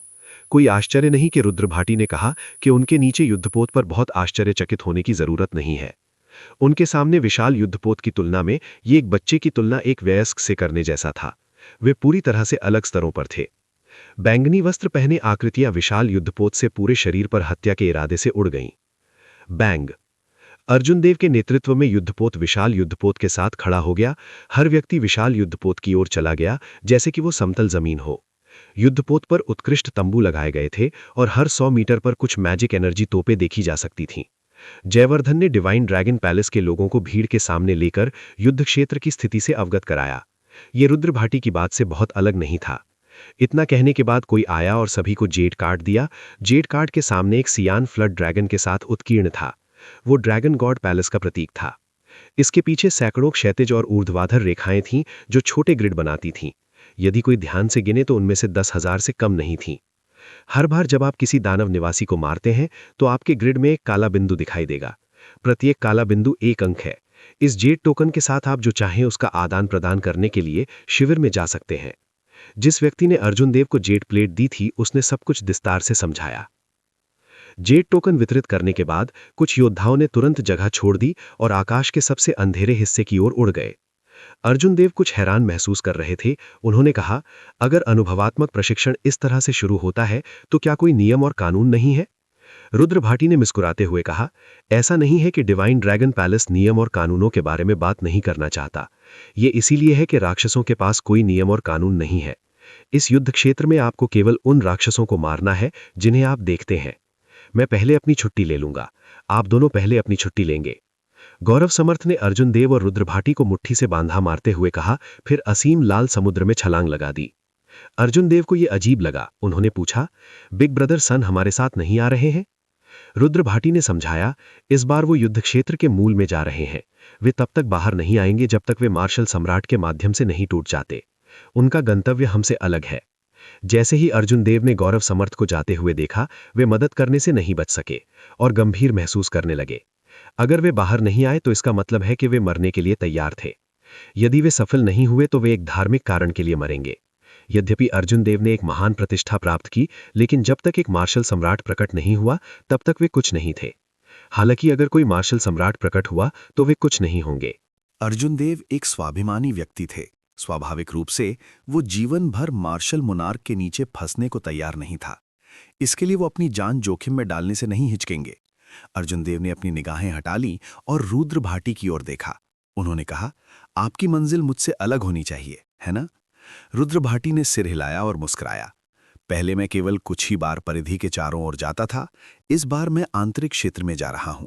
यह आपका यहां पहली बार है, इसलिए आपको पहले परिधि के चारों ओर जाना चाहिए। ध्यान रखना, मैं भी जा रहा हूं। तीनों की ताकत अलग अलग थी। गौरव समर्थ सबसे बलशाली, रुद्र भाटी दूसरे और अर्जुन देव सबसे कमजोर थे। स्वाभाविक रूप से वे एक ही स्थान पर अपना अनुभवात्मक प्रशिक्षण नहीं ले सकते थे। अर्जुन देव को इस बात से ज्यादा हैरानी नहीं हुई। उन्होंने बुदबुदाया, गौरव समर्थ खुद से वादा कर सकते हैं कि वो जब तक मार्शल सम्राट नहीं बन जाते तब तक बाहर नहीं आएंगे। उस स्थिति में मैं, अर्जुन देव, खुद से वादा कर सकता हूं कि मैं तब तक बाहर नहीं आऊंगा जब तक कि मैं आधा कदम वाला मार्शल सम्राट नहीं बन जाता। गहरे समुद्र के युद्ध क्षेत्र, यहां मैं आता हूं, अर्जुन देव ने मन ही मन चिल्लाया। अर्जुन देव की आंखों में एक दृढ़ दृष्टि दिखाई दी। उन्होंने डिवाइन ड्रैगन युद्धपोत से कूदने में और असीम लाल रंग के समुद्र पर पैर रखने में संकोच नहीं किया। अर्जुन देव लाल रंग के समुद्र पर शांति से चले गए। कभी कभी किसान अर्जुन देव को धूल में छोड़ते हुए उनके पास से गुजरते थे। अर्जुन देव को कोई जल्दी नहीं थी, वो बस शांति से चला गया। 1 घंटे के बाद 3 छोटे द्वीप उसके सामने दिखाई दिए। द्वीप बड़े नहीं थे, केवल कुछ 100 मीटर के दायरे में थे। द्वीपों के चारों ओर सभी प्रकार की तावीज लिपियां तैर रही थीं, जिससे एक रक्षात्मक संरचना बन रही थी। 3 द्वीपों की संरचनाएं एक दूसरे से जुड़ी हुई प्रतीत होती थीं, जो एक अस्पष्ट आध्यात्मिक प्रकाश दे रही थीं। यदि डिवाइन ड्रैगन युद्धपोत डिवाइन ड्रैगन पैलेस का मुख्य शिविर होता, तो ये 3 द्वीप चौकी होते, जो मुख्य शिविर के लिए बफर के रूप में कार्य करते। सामने के किसान लगातार घुप काले आसमान से खेदजनक अवस्था में छोटे द्वीपों पर लौट रहे थे। तुरंत द्वीपों पर उपचार प्रकार के किसान उन लोगों की चोटों की जांच करने गए जो वापस लौटे और आपातकालीन उपचार किया। ऐसा लग रहा था कि ये छोटे द्वीप न केवल चौकियां थे, बल्कि अनुभवात्मक प्रशिक्षण में भाग लेने वाले किसानों के लिए एक आपूर्ति और उपचार स्टेशन भी थे। सामने वाले दोस्त, रुको! उसके पीछे से एक चिल्लाहट आई। अर्जुन देव ने अपना सिर घुमाकर देखा कि लगभग 10 लोगों की एक छोटी सी टीम उनकी ओर दौड़ रही है। समूह का नेतृत्व करने वाला व्यक्ति भारी नीले रंग का युद्ध कवच पहने हुए था और उसकी पीठ पर एक बड़ी तलवार थी। उसकी भौहें मोटी और चौड़ा माथा था। एक नजर से स्पष्ट था कि वो एक कृषक था जिसने क्रूर बल का इस्तेमाल किया था। ये व्यक्ति एक शिखर सुपीरियर ग्रेड मार्शल किंग था। उसकी आंखें बहुत उत्साही थीं। अर्जुन देव ने मुड़कर पूछा, क्या बात है? उस व्यक्ति ने मुस्कुराते हुए कहा, पहले मुझे अपना परिचय देने दो। मैं हेमचंद्र हूं, जो महान चू राज्य के विशाल तलवार द्वार का शिष्य हूं। ये वे साथी हैं जिन्हें मैंने अनुभवात्मक प्रशिक्षण में भाग लेने के लिए आमंत्रित किया था। मैं देख रहा हूं कि आप केवल एक शिखर मीडियल ग्रेड मार्शल किंग हैं। आप हमारे साथ कैसे आए? इन 3 चौकी द्वीपों को पार करने के बाद हम आधिकारिक तौर पर युद्ध के मैदान में प्रवेश करेंगे। अधिक लोगों के साथ हमारे लिए एक दूसरे की देखभाल करना आसान हो जाएगा। अर्जुन देव ने कुछ देर सोचा, फिर उन्होंने मुट्ठी बांधकर सलामी दी और कहा, उस मामले में बहुत धन्यवाद भाई वो। हालांकि मेरी साधना का दायरा काफी कम है, क्या मैं तुम्हारे लिए बोझ बनूंगा? हेमचंद्र ने मुस्कुराते हुए कहा, ऐसा नहीं होगा। किसी व्यक्ति की युद्ध क्षमता को मापने का एकमात्र तरीका साधना क्षेत्र नहीं है। मैं देखता हूं कि आप पानी पर बहुत आसानी से चलते हैं। आपके जूते बिल्कुल भी गीले नहीं हैं। आपको मूवमेंट तकनीकों का विशेषज्ञ होना चाहिए। संयोग से हमारे समूह में ऐसे व्यक्ति की कमी है। अर्जुन देव मुस्कुराए और कुछ नहीं कहा। दूसरे पक्ष के निमंत्रण पर सहमत हो गए। अर्जुन देव को नहीं पता था कि गहरे समुद्र का रणक्षेत्र कैसा होता है। इस समूह में शामिल होना और पर्यावरण से खुद को परिचित करना अच्छा होगा। इसके बाद हेमचंद्र ने अर्जुन देव को समूह से मिलवाया। हेमचंद्र के अलावा अन्य लोगों ने अर्जुन देव का उपहास किया। उन्होंने ज्यादा दिलचस्पी नहीं दिखाई। हालांकि उनमें से कोई भी आधे कदम वाले मार्शल सम्राट नहीं थे, लेकिन उनमें से कोई भी सुपीरियर ग्रेड मार्शल किंग से कम नहीं थे। इसलिए वे अर्जुन देव को हेय दृष्टि से देखते थे, जो केवल एक मीडियल ग्रेड मार्शल किंग थे। अर्जुन देव मंद मंद मुस्कुराए और उन्हें नजरअंदाज कर दिया। उसने समूह का पीछा किया और आगे बढ़ता रहा। जैसे जैसे वो आगे बढ़ता गया, उसके सिर के ऊपर मूल रूप से काले बादल पूरी तरह से काले हो गए। ये ऐसा था जैसे आकाश पर स्याही लगाई गई हो, जिससे सारी धूप अवरुद्ध हो गई हो। हालांकि ये स्पष्ट रूप से दिन का समय था, अर्जुन देव की दृष्टि अंधकारमयी थी। वो अपने चारों ओर केवल 500 मीटर की दूरी पर देख सकता था। इससे पहले कि वो आगे कुछ भी देख सके, उसे अपने सार को अपनी आंखों में प्रसारित करने की आवश्यकता थी। समुद्र में कोई हवा नहीं थी। हवा में खून की हल्की गंध जम गई थी, जिससे कोई बहुत असहज महसूस कर रहा था। किसी की आत्मा पर भारी आक्रोश और अनिराकार दबाव भी किसी के शरीर पर कुछ पर्याप्त दबाव डालता है। अर्जुन देव, हम गहरे समुद्र के रणक्षेत्र में आ गए हैं। चारों ओर देखो। यदि तुम कोई राक्षस देखते हो तो तुरंत वापस आओ और हमें सूचित करो। जो बोल रहा था वो ग्रुप के वाइस कैप्टन प्रमोद तोमर थे। हेमचंद्र की तरह वे एक शिखर सुपीरियर ग्रेड मार्शल किंग थे। हालांकि वे अर्जुन देव को हेय दृष्टि से देखते थे। जब हेमचंद्र ने अर्जुन देव को आमंत्रित किया तो प्रमोद तोमर के चेहरे पर एक भद्दा भाव था।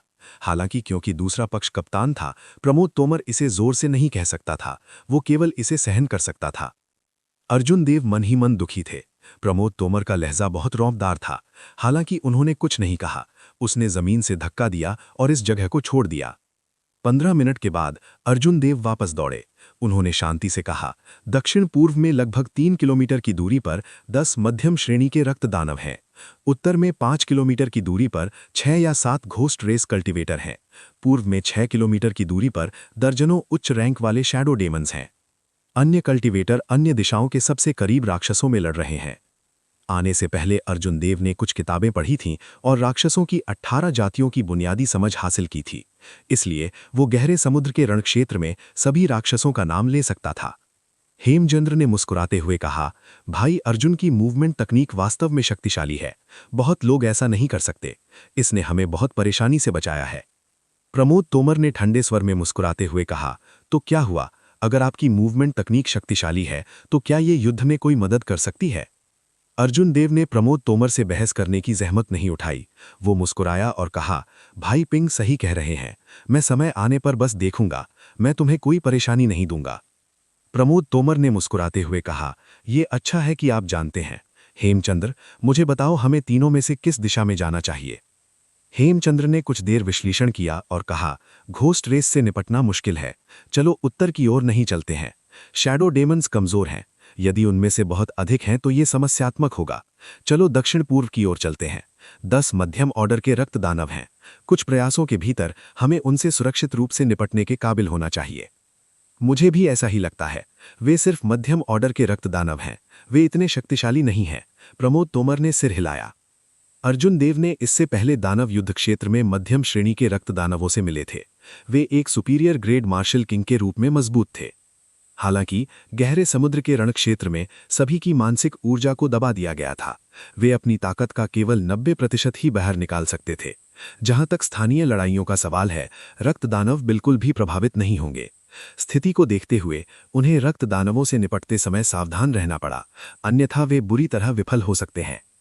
हर कोई तेजी से जल्दी में था। ब्लड डीमन 2 कप चाय बनाने में लगने वाले समय में हर किसी की दृष्टि के क्षेत्र में आ गए। प्रमोद तोमर ने हाथ लहराया और उसकी मुट्ठी में एक कृपाण आ गई। वो सिनकपने से मुस्कुराया और कहा, मैं नेतृत्व करूंगा। आइए देखते हैं कि गहरे समुद्र के रणक्षेत्र में कितने रक्तदानव हैं। अन्य लोगों ने भी अपने हथियार निकाले और उसके पीछे पीछे चले गए। उन सभी के चेहरे पर उत्साहित भाव थे। Boom boom. लाल रंग का समुद्र मंथन कर रहा था और लहरें उठीं। प्रमोद तोमर काफी मजबूत थे। अचानक शक्ति के विस्फोट के साथ उन्होंने 3 कृपाण हमलों से एक मध्यम श्रेणी के रक्तदानव को गंभीर रूप से घायल कर दिया। हालांकि अन्य 9 रक्तदानवों ने उन्हें घेर लिया। हेमचंद्र ने अपनी पीठ पर विशाल तलवार खींची और चिल्लाए, जाओ और मदद करो। Dang dang. स्थिति जल्द ही अव्यवस्थित हो गई। अंतिम समय में बनी इस टीम के पास कोई मौन समझ नहीं थी। जैसे ही उन्होंने हमला किया, अनुभवी रक्तदानवों ने उन्हें विभाजित कर दिया, जिससे उन्हें अपनी लड़ाई लड़ने के लिए मजबूर होना पड़ा। संख्याओं का लाभ तुरंत गायब हो गया। समुद्र में लाल रंग के पानी ने कई कल्टीवेटर्स की नाक को दबा दिया। कई कल्टीवेटर एक पल के लिए घबरा गए जब उनके चेहरे पर खून के छींटे आ गए। अर्जुन देव ने खुद से सिर हिलाया। हालांकि वो उन्हें मरने के लिए नहीं छोड़ सकता था, इसलिए वो केवल इधर उधर घूम सकता था। जहां भी कोई मरणशील खतरे में होता था, अर्जुन देव दौड़कर रक्त दानवों का ध्यान आकर्षित करते थे। अर्जुन देव का ध्यान आकर्षित करने वाले एकमात्र व्यक्ति टीम लीडर हेमचंद्र थे। ये व्यक्ति बहुत साहसी था। जब उसने देखा कि स्थिति ठीक नहीं है, तो उसने तुरंत 3 रक्त दानवों का ध्यान आकर्षित कर लिया। इससे टीम पर दबाव काफी कम हो गया। उधर प्रमोद तोमर पर जरा भी दबाव महसूस नहीं हुआ।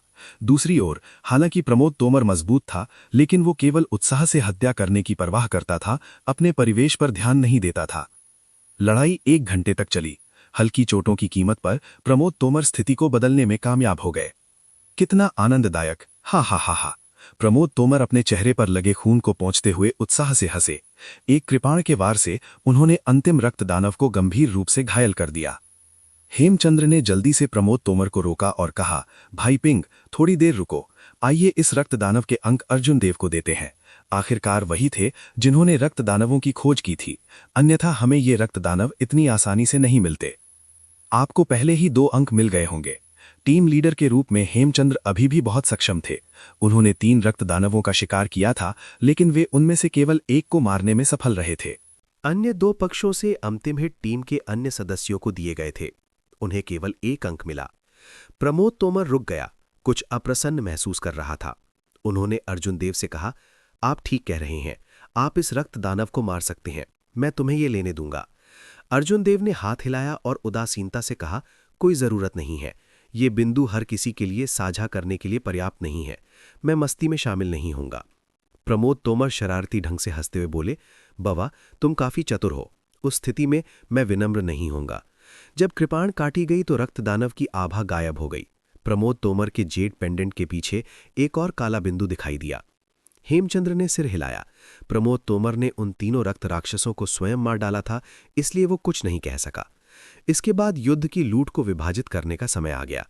मध्यम क्रम के रक्त राक्षसों के पास कई मूल्यवान वस्तुएं नहीं थीं। हालांकि हेमचंद्र की मदद से सभी को कमोबेश कुछ न कुछ प्राप्त हुआ। 10 रक्त राक्षसों के सिर 5 घायल लोगों के बीच विभाजित थे। हेमचंद्र के स्पष्टीकरण के साथ अर्जुन देव को पता चला कि इन सिरों को चौकी द्वीपों पर कुछ उच्च गुणवत्ता वाली औषधीय गोलियों और स्पिरिट जड़ी बूटियों के लिए बदला जा सकता है। सामान्य परिस्थितियों में किसी को पहले घायल काश्तकारों को सिर देने में कोई आपत्ति नहीं थी। थोड़ी देर आराम करने के बाद समूह अपने रास्ते पर चलता रहा। अर्जुन देव के साथ उनके लिए रास्ता तलाशने के साथ वे हमेशा सबसे उपयुक्त शिकार ढूंढते थे। एक दिन की लड़ाई के बाद समूह में किसी को भी कोई गंभीर चोट नहीं आई। कुछ लोग मामूली रूप से घायल हुए हैं। कुछ उपचार के बाद वे अपनी युद्ध क्षमता को पुनः प्राप्त करने में सक्षम होंगे। आसमान में पूरी तरह से अंधेरा छा गया। ऊपर के काले बादलों ने रात को और भी गहरा बना दिया। रात होते ही सबकी नजरें इतनी अंधकारमय हो गईं कि वे अपनी उंगलियां भी नहीं देख सकते थे। हेमचंद्र ने जब देखा कि कोई नाइट इल्यूमिनेशन स्टोन निकालना चाहता है, तो उसने तुरंत उसे रोक दिया। नहीं, यदि आप एक नाइट रोशनी पत्थर निकालते हैं तो ये परिधि में सभी राक्षसों को आकर्षित करेगा। उस समय भले ही आपके पास 9 जीवन हो, आप जिंदा नहीं रह पाएंगे। वो व्यक्ति चौंक गया और उसने जो कर रहा था उसे जल्दी से रोक दिया। अपने हाथ के फ्लिप के साथ हेमचंद्र ने एक घर का हथेली के आकार का मॉडल निकाला। अर्जुन देव के हाथ की सील बनाने के बाद घर तुरंत अपने सामान्य आकार में वापस आ गया। ये बहुत रहस्यमय लग रहा था। हेमचंद्र ने मुस्कुराते हुए कहा, यह एक गुप्त खजाना है जो मुझे दुर्घटना से प्राप्त हुआ था। ये युद्ध में बेकार है, हालांकि आराम करने के लिए इसका उपयोग करना सबसे अच्छा है। आप सभी अंदर जाओ। घर में मेज, कुर्सियां और लकड़ी के स्टूल थे। विभिन्न आकारों के सभी प्रकार के फर्नीचर उपलब्ध थे। खाना पकाने के लिए एक चूल्हा भी था। छत में रात के रोशनी पत्थर जड़े हुए थे जो कमरे को रोशन कर रहे थे, हालांकि कोई भी प्रकाश नहीं चमका। हेमचंद्र ने मुस्कुराते हुए कहा, आप सभी एक साधारण आराम करें। आज रात अर्जुन देव और मैं देखते रहेंगे। एक भयानक हवा चली। रात हो चुकी थी, लेकिन लाल रंग का समुद्र शांत नहीं था। उसमें से तरह तरह की अजीबोगरीब गर्जनें आईं, कभी नहीं रुकनी। वे रात के आकाश में अनंत रूप से गूंजते थे। ऐसा प्रतीत होता था कि वे कभी दूर नहीं जा रहे थे। दिन के दौरान जो आवाजें भयानक नहीं थीं, वे देर रात को सुनने पर किसी के बाल खड़े कर देती थीं। रात में राक्षसों द्वारा पकड़े गए और खाए गए कुछ बदकिस्मत काश्तकारों की परिणीत चीखें भी सुन सकते थे। दिल दहला देने वाली चीखों ने दिल की धड़कन को तेज कर दिया। इन सभी अजीबोगरीब ध्वनियों के बावजूद हेमचंद्र और अर्जुन देव के हाव भाव ज्यादा नहीं बदले। वे दोनों छत पर बैठ गए। प्रत्येक के पास शराब की एक बोतल थी और वे आराम से बातें कर रहे थे। ये सब दिन के दौरान आपकी वजह से था। अब जब मैं इसके बारे में सोचता हूं तो ये अविश्वसनीय है। अप्रत्याशित रूप से एक भी गंभीर रूप से घायल व्यक्ति दिखाई नहीं दिया। हेमचंद्र ने शराब का एक बड़ा घोंट लिया और अपने मुंह के किनारे पर शराब को पोंछ लिया। फिर उन्होंने अर्जुन देव का धन्यवाद दिया। अर्जुन देव ने शराब की बोतल को अपने होठों पर लाया और एक घूंट लिया। फिर वो धीरे से मुस्कुराया और कहा, आप एक अच्छे नेता हैं। मैंने ज्यादा कुछ नहीं किया। अर्जुन देव की बातों को बढ़ा चढ़ाकर नहीं कहा गया था। हेमचंद्र वास्तव में एक अच्छे नेता थे। शुरुआती रन इन के बाद टीम ने पहले ही कुछ मौन समझ बना ली थी। एक छोटी लड़ाई के बाद अब वे राक्षसों द्वारा अलग नहीं किए जाएंगे। ऐसी स्थिति हेमचंद्र के नेतृत्व से अविभाज्य थी। अर्जुन देव ने स्वयं कुछ खास नहीं किया। वो बस टहलने के लिए बाहर निकला और क्षेत्र को स्कैन करने के लिए अपनी आध्यात्मिक भावना का उपयोग किया। जब अर्जुन देव ने लड़ाई लड़ी तो उन्होंने ज्यादा मेहनत नहीं की। उन्होंने केवल प्रत्येक प्रकार के दानव की क्षमताओं पर ध्यान दिया। जब अर्जुन देव ने एक टीम साथी को खतरनाक स्थिति में देखा तो वो राक्षसों को बहलाकर दूर ले जाएगा। मूल रूप से उसने यही किया। कुछ दिन बाद जब अर्जुन देव को सभी राक्षसों की आदतों और क्षमताओं का पता चल गया तो वो चला गया। इसलिए यह कोई छाप छोड़ने की आवश्यकता नहीं थी। हेमचंद्र मुस्कुराते हुए बोला, आपका कोई संकट या स्वप्न मजाक कर रहा है? हेमचंद्र ने धीरे से मुस्कुराते हुए कहा, यह स्वप्न वास्तव में भव्य है। देवलोक सम्राट और राई किंग सम्राट जैसे लोग कुछ हजार वर्षों में भी मुश्किल से आते हैं। अर्जुन देव ने धीरे से मुस्कुराते हुए कहा, मैं बस मजाक कर रहा था। मैं एक पथिक बनना चाहता हूं और दुनिया की यात्रा करना चाहता हूं और दुनिया के प्रसिद्ध ब्लेडमैन से मिलना चाहता हूं। तभी हेमचंद्र राहत की सांस लेकर मुस्कुराए। अगर दूसरों ने अर्जुन देव ने पहले जो कहा था उसे सुन लें तो वे निश्चित रूप से इसे एक ऐसे युवक की बकवास मानेंगे जो स्थिति की गंभीरता को नहीं जानता था। उत्तरार्ध अधिक सामान्य था। हालांकि अर्जुन देव को नहीं पता था कि कई सालों के बाद हर बार जब वो आज रात हुई बातचीत को याद करते थे तो वो आह भरते थे। उस दिन का युवा वास्तव में थंडर किंग के बराबर अस्तित्व बन गया था। उनका नाम इतिहास में 10,000 वर्षों तक चलेगा। इसके अलावा तथाकथित किंवदंती उनके साथ थी। इतिहास ने उस सफ़ेद वस्त्र वाले ब्लेडमैन को याद किया जो सफ़ेद वस्त्र पहनना पसंद करता था और हमेशा शांत और उदासीन अभिव्यक्ति रखता था। हालांकि उसे ऐसी रात याद नहीं थी। वह हेमचंद्र शराब पी थी और उस महान व्यक्ति के साथ बातचीत कर रहा था। इसके अलावा वो महान व्यक्ति नाम में उसका नेता था। रात अनजाने में बीत गई क्योंकि दोनों ने शराब पी और बातें की। कुछ भी अप्रत्याशित नहीं हुआ। कमरे में किसान एक के बाद एक जाग गए। जब उन्होंने धक्का देकर दरवाज़ा खोला और बाहर देखा तो दृश्यता अभी भी बहुत कम थी। हालांकि ये इस बिंदु तक नहीं था कि वे अपने हाथ फैलाने पर अपनी उंगलियां नहीं देख सकते थे। अपने सार को प्रसारित करने के बाद वे अभी भी बहुत दूर तक देख सकते थे। अरे अर्जुन देव, बाहर जाओ और देखो कि क्या कोई राक्षस है। इस बड़े भाई की कीमती कृपाण पूरी रात से प्यासी है। प्रमोद तोमर ने बाहर आने पर सबसे पहले अर्जुन देव को आदेश दिया। उनका लहजा बहुत चिकना था और बिल्कुल भी अप्राकृतिक नहीं लग रहा था। अर्जुन देव को यह मजाकिया लगा। ये आदमी वास्तव में मेरा उपयोग करने का आदी है। वो बिल्कुल भी शर्मिंदा नहीं लगता। हेमचंद्र ने कुछ चिंतित होकर कहा, मैं कैसे जाऊं? आप पूरी रात नहीं सोए। हो सकता है कि आप अच्छी आत्माओं में ना हों। कोई बात नहीं, पूरी रात न सोना ठीक है। अर्जुन देव को ये कहते सुनकर हेमचंद्र को अब अर्जुन देव की परवाह नहीं हुई। किसानों के लिए कुछ दिनों और रातों तक न सोना वास्तव में ठीक था। अर्जुन देव की आकृति धीरे धीरे दूर चली गई और वो 100 मीटर आगे बढ़ गया। कुछ चमक के साथ वो सभी की नजरों से ओझल हो गया। प्रमोद तोमर भीड़ को देखकर मुस्कुराए और बोले, हालांकि ये आदमी बहुत मजबूत नहीं है, लेकिन मैं मानता हूं कि मूवमेंट तकनीक के मामले में मैं उससे कमतर हूं। कल की लड़ाई में अर्जुन देव की जानकारी बहुत सटीक थी। जैसा उन्होंने कहा था वैसा ही था। अर्जुन देव मूल रूप से बस इधर उधर भटक गए थे। उन पर बिल्कुल भी बोझ नहीं डाल रहे थे। उन्होंने किसी भी पुरस्कार के लिए प्रमोद तोमर के साथ प्रतिस्पर्धा नहीं की। उन्होंने कहा, उसका स्वभाव अच्छा है और वो किसी भी चीज के लिए प्रतिस्पर्धा नहीं करता है। मुझे ऐसे युवा पसंद है जिसके बारे में बोलते हुए आप में से कुछ लोगों को उससे सीखना चाहिए।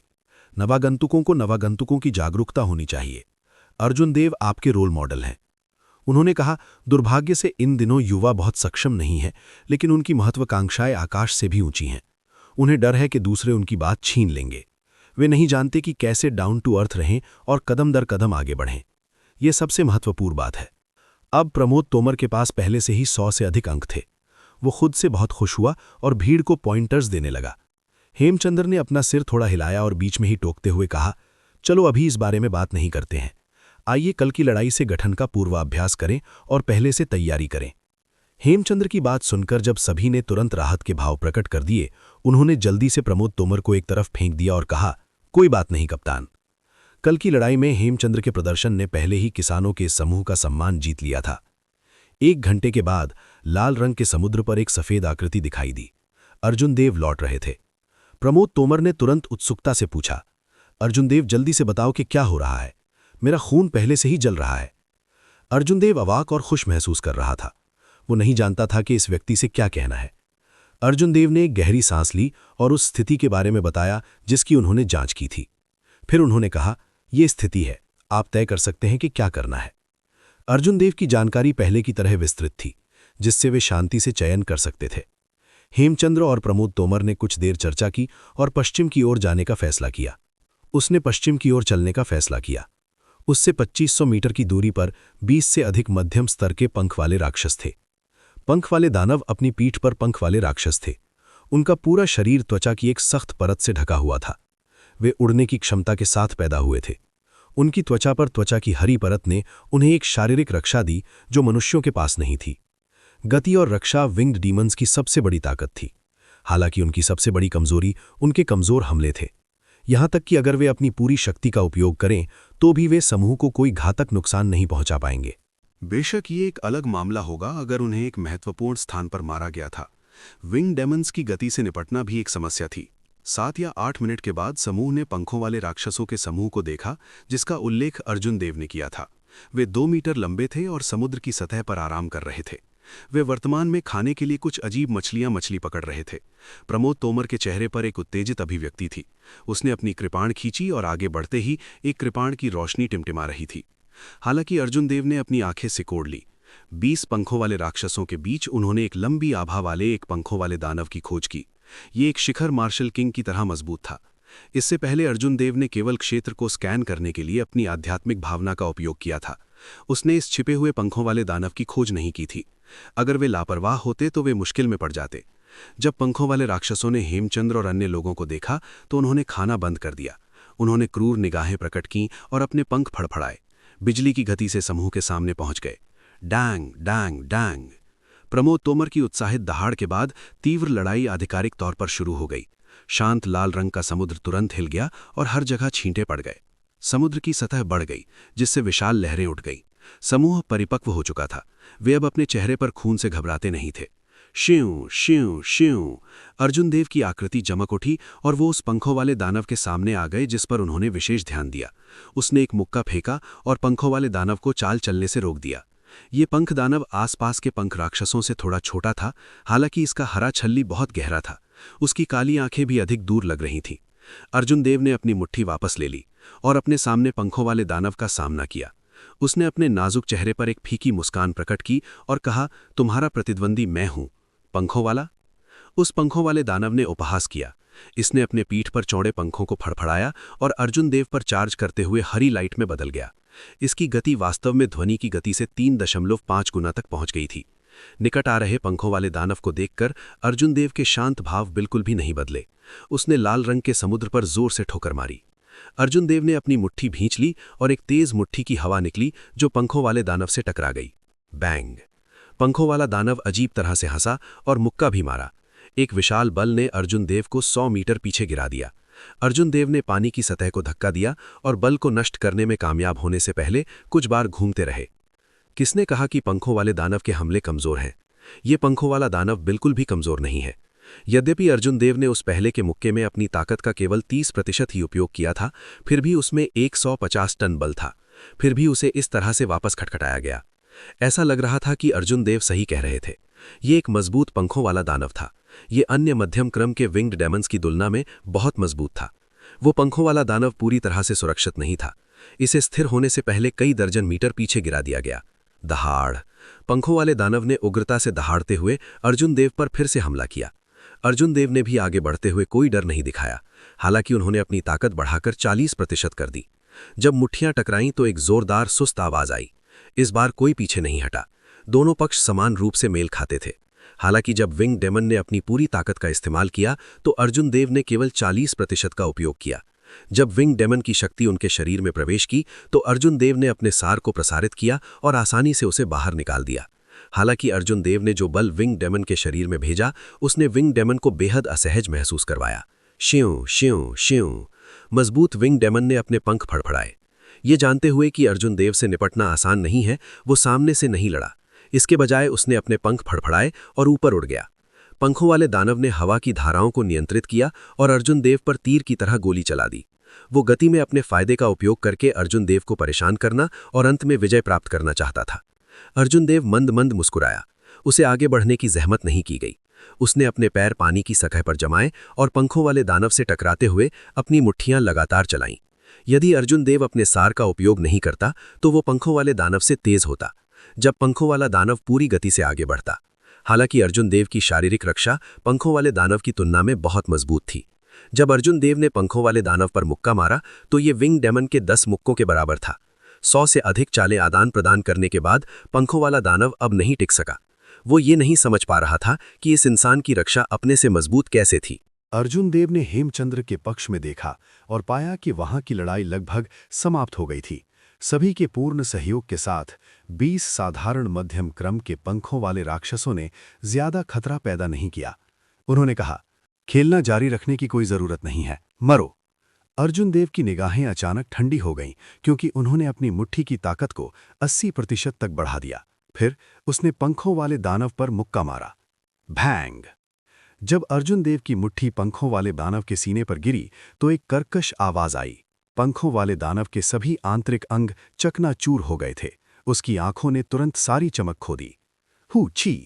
पंखों वाले दानव का शरीर टूटी हुई पतंग की तरह आगे की ओर उड़ गया। प्रमोद तोमर, जिन्होंने अभी अभी एक पंखों वाले दानव से निपटा था, ने पंखों वाले दानव को उड़ते हुए देखा। उसका चेहरा खुशी से चमक उठा क्योंकि वो जोर से हंसा। अच्छा समय! प्रमोद तोमर जमीन पर पटक दिया और कृपाण घुमा दी। एक कृपाण की रोशनी चमकी और पंखों वाले दानव का सिर उड़ गया। जब दूसरों ने ये दृश्य देखा तो वे चौंक जाए बिना नहीं रह सके। विंग्ड डीमन की रक्षा बेहद मजबूत थी। जब उन्होंने असली हथियारों से इसे काटा तो वे केवल एक उथला घाव छोड़ सकते थे। गर्दन एक महत्वपूर्ण बिंदु थी। तार्किक रूप से कहें तो विंग्ड डीमन की रक्षा और भी मजबूत होनी चाहिए। प्रमोद तोमर ने एक प्रहार में पंखों वाले दानव का सिर कैसे काट दिया, हर कोई समझ नहीं सका। जिसके बारे में बात करते हैं, उपकप्तान, मुझे आज ही पता चला कि आपकी कृपाण इतनी तेज है। मैंने वास्तव में अतीत में आपको कम आंका था। प्रमोद तोमर के मन में भी डर लग रहा था। ये बहुत आसान है। ऐसा लगता है जैसे उड़ने वाला पंखों वाला दानव मर चुका है। इसकी रक्षा बहुत कमजोर है। हालांकि प्रमोद तोमर के हाव भाव नहीं बदले। वो हंसते हुए कहा, ये केक का टुकड़ा है। एकमात्र पंखों वाला दानव उल्लेख के लायक नहीं है। अर्जुन देव ने जेड पेंडेंट के पीछे देखा और एक अतिरिक्त काला बिंदु देखा। उसने मन ही मन सोचा, ये जेड पेंडेंट वाकई चमत्कारी है। मैंने अभी अभी एक मुक्के से एक पंखों वाले दानव को मार डाला और बॉक्स पर एक काला बिंदु दिखाई दिया। मुझे आश्चर्य है कि ये कैसे काम करता है। जिसके बारे में बोलते हैं, अर्जुन देव, तुमने उस पंखों वाले दानव के साथ इतने लंबे समय तक लड़ाई क्यों की? तुमने अपना हथियार क्यों नहीं निकाला? टीम के एक अन्य सदस्य ने उत्सुकता से पूछा जब उन्होंने अर्जुन देव की कमर से चंद्र छाया कृपाण को लटका हुआ देखा। इससे पहले कि अर्जुन देव जवाब दें, प्रमोद तोमर ने जल्दी से कहा, क्या तुम अर्जुन देव को हतोत्साहित करना बंद कर सकते हो? ये स्पष्ट है कि अर्जुन देव जब मेरे जैसे शिखर ब्लेड्समैन को देखते हैं तो अपनी कृपाण खींचने में शर्मिंदा हैं। तुम अभी भी क्यों पूछ रहे हो? क्या तुम जानबूझकर उसे हतोत्साहित नहीं कर रहे? तुम इस तरह नहीं हो सकते। जाओ, वही करो जो तुम्हें करना है। अर्जुन देव को परेशान मत करो। प्रमोद तोमर अर्जुन देव के पास गए और उन्हें सांत्वना दी। निराश मत होइए, ऐसा ही अनुभव मुझे पहले आपके साथ हुआ था। मैं आपके दिल की शिकायतों को समझता हूँ। कड़ी मेहनत करो और एक दिन तुम मेरी तरह ब्लेड्समैन बन जाओगे। प्रमोद तोमर के बोलने के बाद उन्होंने अपना उत्साह दिखाने के लिए अर्जुन देव के कंधे को 2 बार थपथपाया। हालांकि प्रमोद तोमर ने अर्जुन देव के कंधे को थपथपाने के ठीक बाद उनके हाव भाव कुछ अस्वाभाविक हो गए। उन्होंने अपना दाहिना हाथ वापस ले लिया और दर्द से कांपते हुए उसे अपनी पीठ के पीछे छिपा लिया। प्रमोद तोमर ने कांपती हुई आवाज में पूछा, मैं कहता हूं अर्जुन देव, आपके कंधों पर उन 2 स्टील प्लेटों का क्या अर्थ है? स्टील प्लेटें? अर्जुन देव तुरंत प्रतिक्रिया नहीं दे सका। इसके बारे में सोचने के बाद वो समझ गया। जब वो पहले मजबूत पंखों वाले दानव से भिड़ा था तो उसने फर्ममेंट बॉडी टेम्परिंग आर्ट को प्रसारित किया था, इससे पहले कि वो अपने शरीर के टेम्परिंग आर्ट को तितर बितर कर पाता। एक heaven rank body tempering cultivation तकनीक उसके शरीर के हर हिस्से को स्टील से भी ज्यादा कड़ा बना देती। कोई आश्चर्य नहीं कि प्रमोद तोमर ने ऐसा कहा। जब अर्जुन देव ने इसके बारे में सोचा तो उन्हें ये मजेदार लगा। ये व्यक्ति शिखर माना जा सकता है। प्रमोद तोमर ने अपनी बॉडी टेम्परिंग कल्टीवेशन तकनीक को बिखेरने के बाद उन्होंने बेबसी से सिर हिलाया और कहा, मैं बहुत कमजोर हूं, इसलिए मैं केवल यही कर सकता हूं। प्रमोद तोमर ने जब अपने दाहिने हाथ को सूजा हुआ महसूस किया तो अपने मन में अर्जुन देव को शाप दिया। लानत है, ये वास्तव में बहुत दर्दनाक है। हालांकि प्रमोद तोमर को कोई बहाना नहीं मिला, वो केवल निराशाजनक रूप से कह सकता है, भविष्य में स्टील की प्लेटें अपने कंधों पर न रखें, इसका क्या उपयोग है। न तुम अपने दुश्मन को घायल कर सकते हैं और न ही अपने ही लोगों को घायल कर सकते हैं। कोई आश्चर्य नहीं कि आपकी कृपाण तकनीकों में बिल्कुल भी सुधार नहीं हुआ है। यह आपकी बुद्धि की कमजोरी है, इसे बदला नहीं जा सकता। आप हमेशा के लिए एक काम करने वाले लड़के होने के लिए निर्धारित हैं। अर्जुन देव, आओ और लूट को बांट लो। हेमचंद्र की आवाज उचित समय पर सुनाई दी। अर्जुन देव ने प्रमोद तोमर की तंगयाड़ी को नजरअंदाज किया। वो जल्दी से चला गया और लूट को बांट लिया। इसके बाद सब कुछ हमेशा की तरह आगे बढ़ा। कुछ देर आराम करने के बाद अर्जुन देव ने उपयुक्त लक्ष्यों के लिए परिधि की खोज जारी रखी। इसके बाद वो झुंड में आए और उन्होंने एक समूह के रूप में आक्रमण किया। अर्जुन देव की अत्यंत सटीक जानकारी और युद्ध के दौरान उनके द्वारा प्रदान की गई सहायता के साथ टीम परिधि में बहुत आसानी से आगे बढ़ी। टीम के अंक लगातार बढ़ते रहे। टीम के सभी सदस्य बहुत उत्साहित थे। उसी समय जैसे जैसे वे राक्षसों से लड़े, वे और अधिक अनुभवी हो गए। वे अब नए नहीं थे जो वे पहली बार आने पर थे। ये 5 शांतिपूर्ण दिनों तक जारी रहा। अचानक प्रमोद तोमर ने सुझाव दिया, परिधि में रहना व्यर्थ है। हेमचंद्र, चलिए भीतरी क्षेत्र में चलते हैं।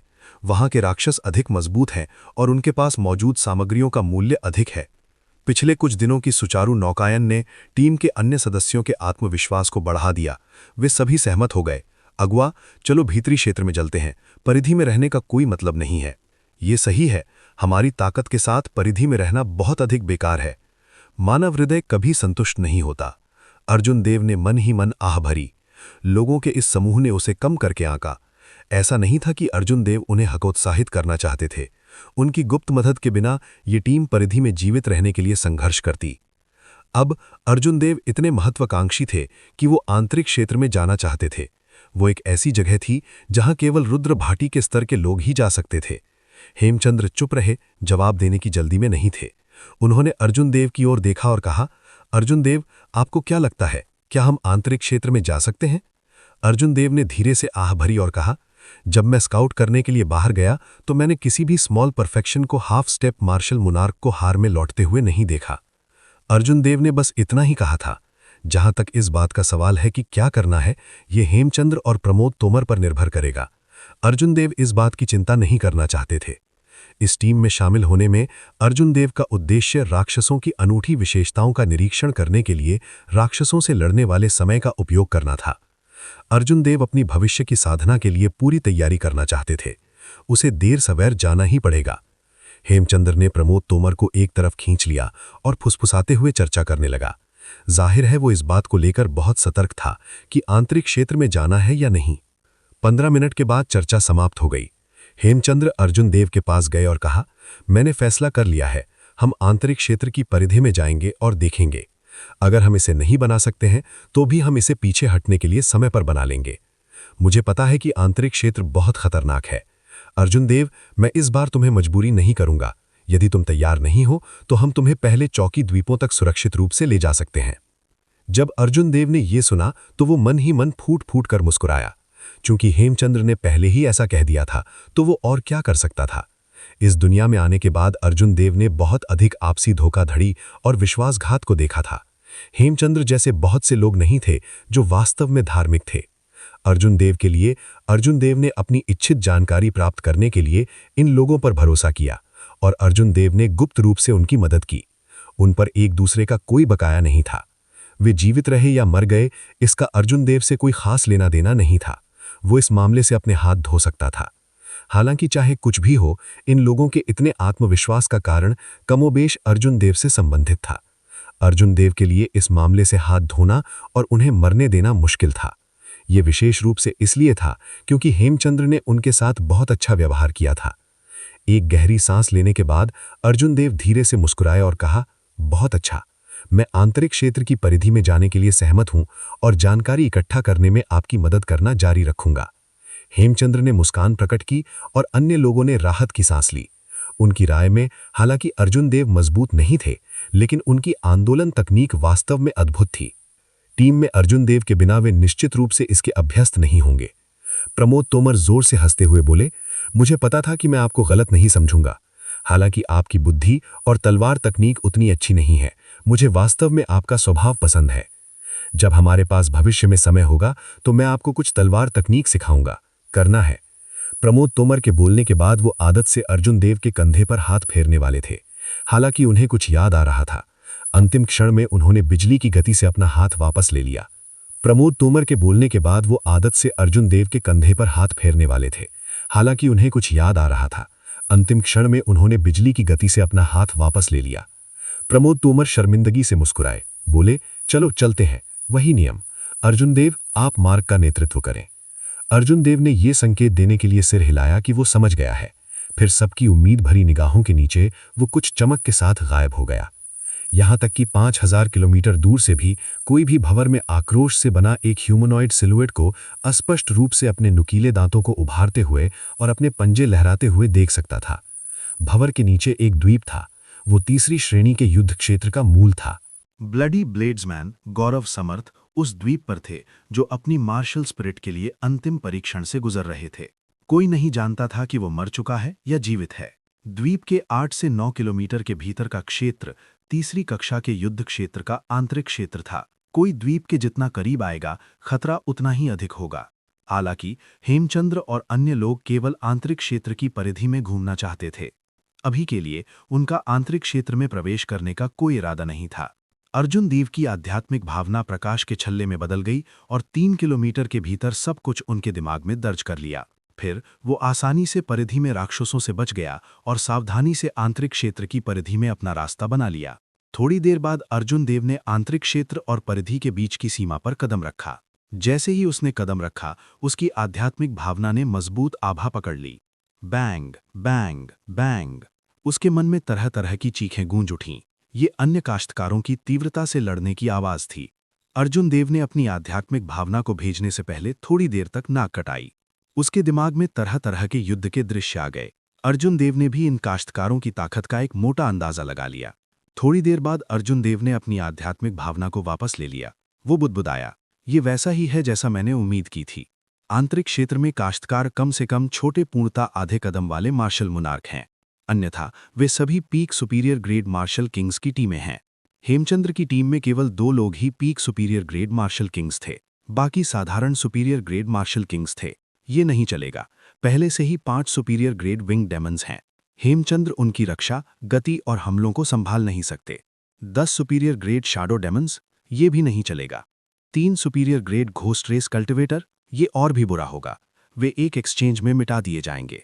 आंतरिक क्षेत्र की परिधि का चक्कर लगाने के बाद अर्जुन देव ने उपयुक्त शिकार की खोज की। फिर उन्होंने उन्हें एक एक करके समाप्त कर दिया। अचानक उसकी आंखें चमक उठीं। उन्होंने 2 अकेले उच्च रैंक वाले रक्तदानवों को खोज किया। ये उच्च रैंक वाले रक्तदानव हेमचंद्र और प्रमोद तोमर से अधिक मजबूत थे। यदि अर्जुन देव ने संख्याओं में अपने लाभ का उपयोग किया और कीमत चुकाई तो उन्हें नीचे ले जाने में सक्षम होना चाहिए। वो बहुत अधिक कीमत चुकाए बिना उन्हें थोड़ा कष्ट दे सकता था। इसे देखते हुए अर्जुन देव को बस अपनी ताकत को समझने और कठिनाइयों का सामना करने के लिए पीछे हटने की जरूरत थी। इसके बाद अर्जुन देव ने फिर से क्षेत्र का चक्कर लगाया। उन्होंने अपनी आध्यात्मिक भावना के साथ क्षेत्र को ध्यान से स्कैन किया, अन्य मजबूत काश्तकारों की जांच की। ये अनावश्यक संघर्षों को रोकने के लिए था। युद्ध क्षेत्र का मानव हृदय हमेशा राक्षसों से भी ज्यादा भयावह होता है। सौभाग्य से निकटतम टीम 5 किलोमीटर दूर है। लड़ाई के बाद मुझे इस टीम के साथ कोई बातचीत नहीं करनी चाहिए। मन बनाने के बाद अर्जुन देव अब हिचकिचाते नहीं थे। वो हवा में उड़ गए और जिस तरह से आए थे उसी से लौट आए। 7-8 मिनट के बाद वो हेमचंद्र और अन्य लोगों के सामने पेश हुए। अर्जुन देव ने हेमचंद्र और अन्य लोगों को बताया कि उन्होंने जो देखा वो विस्तार से है। फिर वो दूसरे पक्ष के फैसले का इंतजार करने लगे। हेमचंद्र बुदबुदाया, हम 2 उच्च रैंक वाले रक्त दानवों से निपट सकते हैं। एक उच्च रैंक वाले रक्त दानव का दानव कोर एक मध्यम क्रम के रक्त दानव से 10 गुना से भी कम है। हम इसे आजमा सकते हैं। टीम के अन्य सदस्यों को भी लगा कि वे इसे आजमा सकते हैं। उनमें से किसी को भी कोई आपत्ति नहीं थी। प्रमोद तोमर का चेहरा उत्साह से भर गया। वो चाहता था कि वो तुरंत चार्ज कर सके। चलो जल्दी से चलते हैं।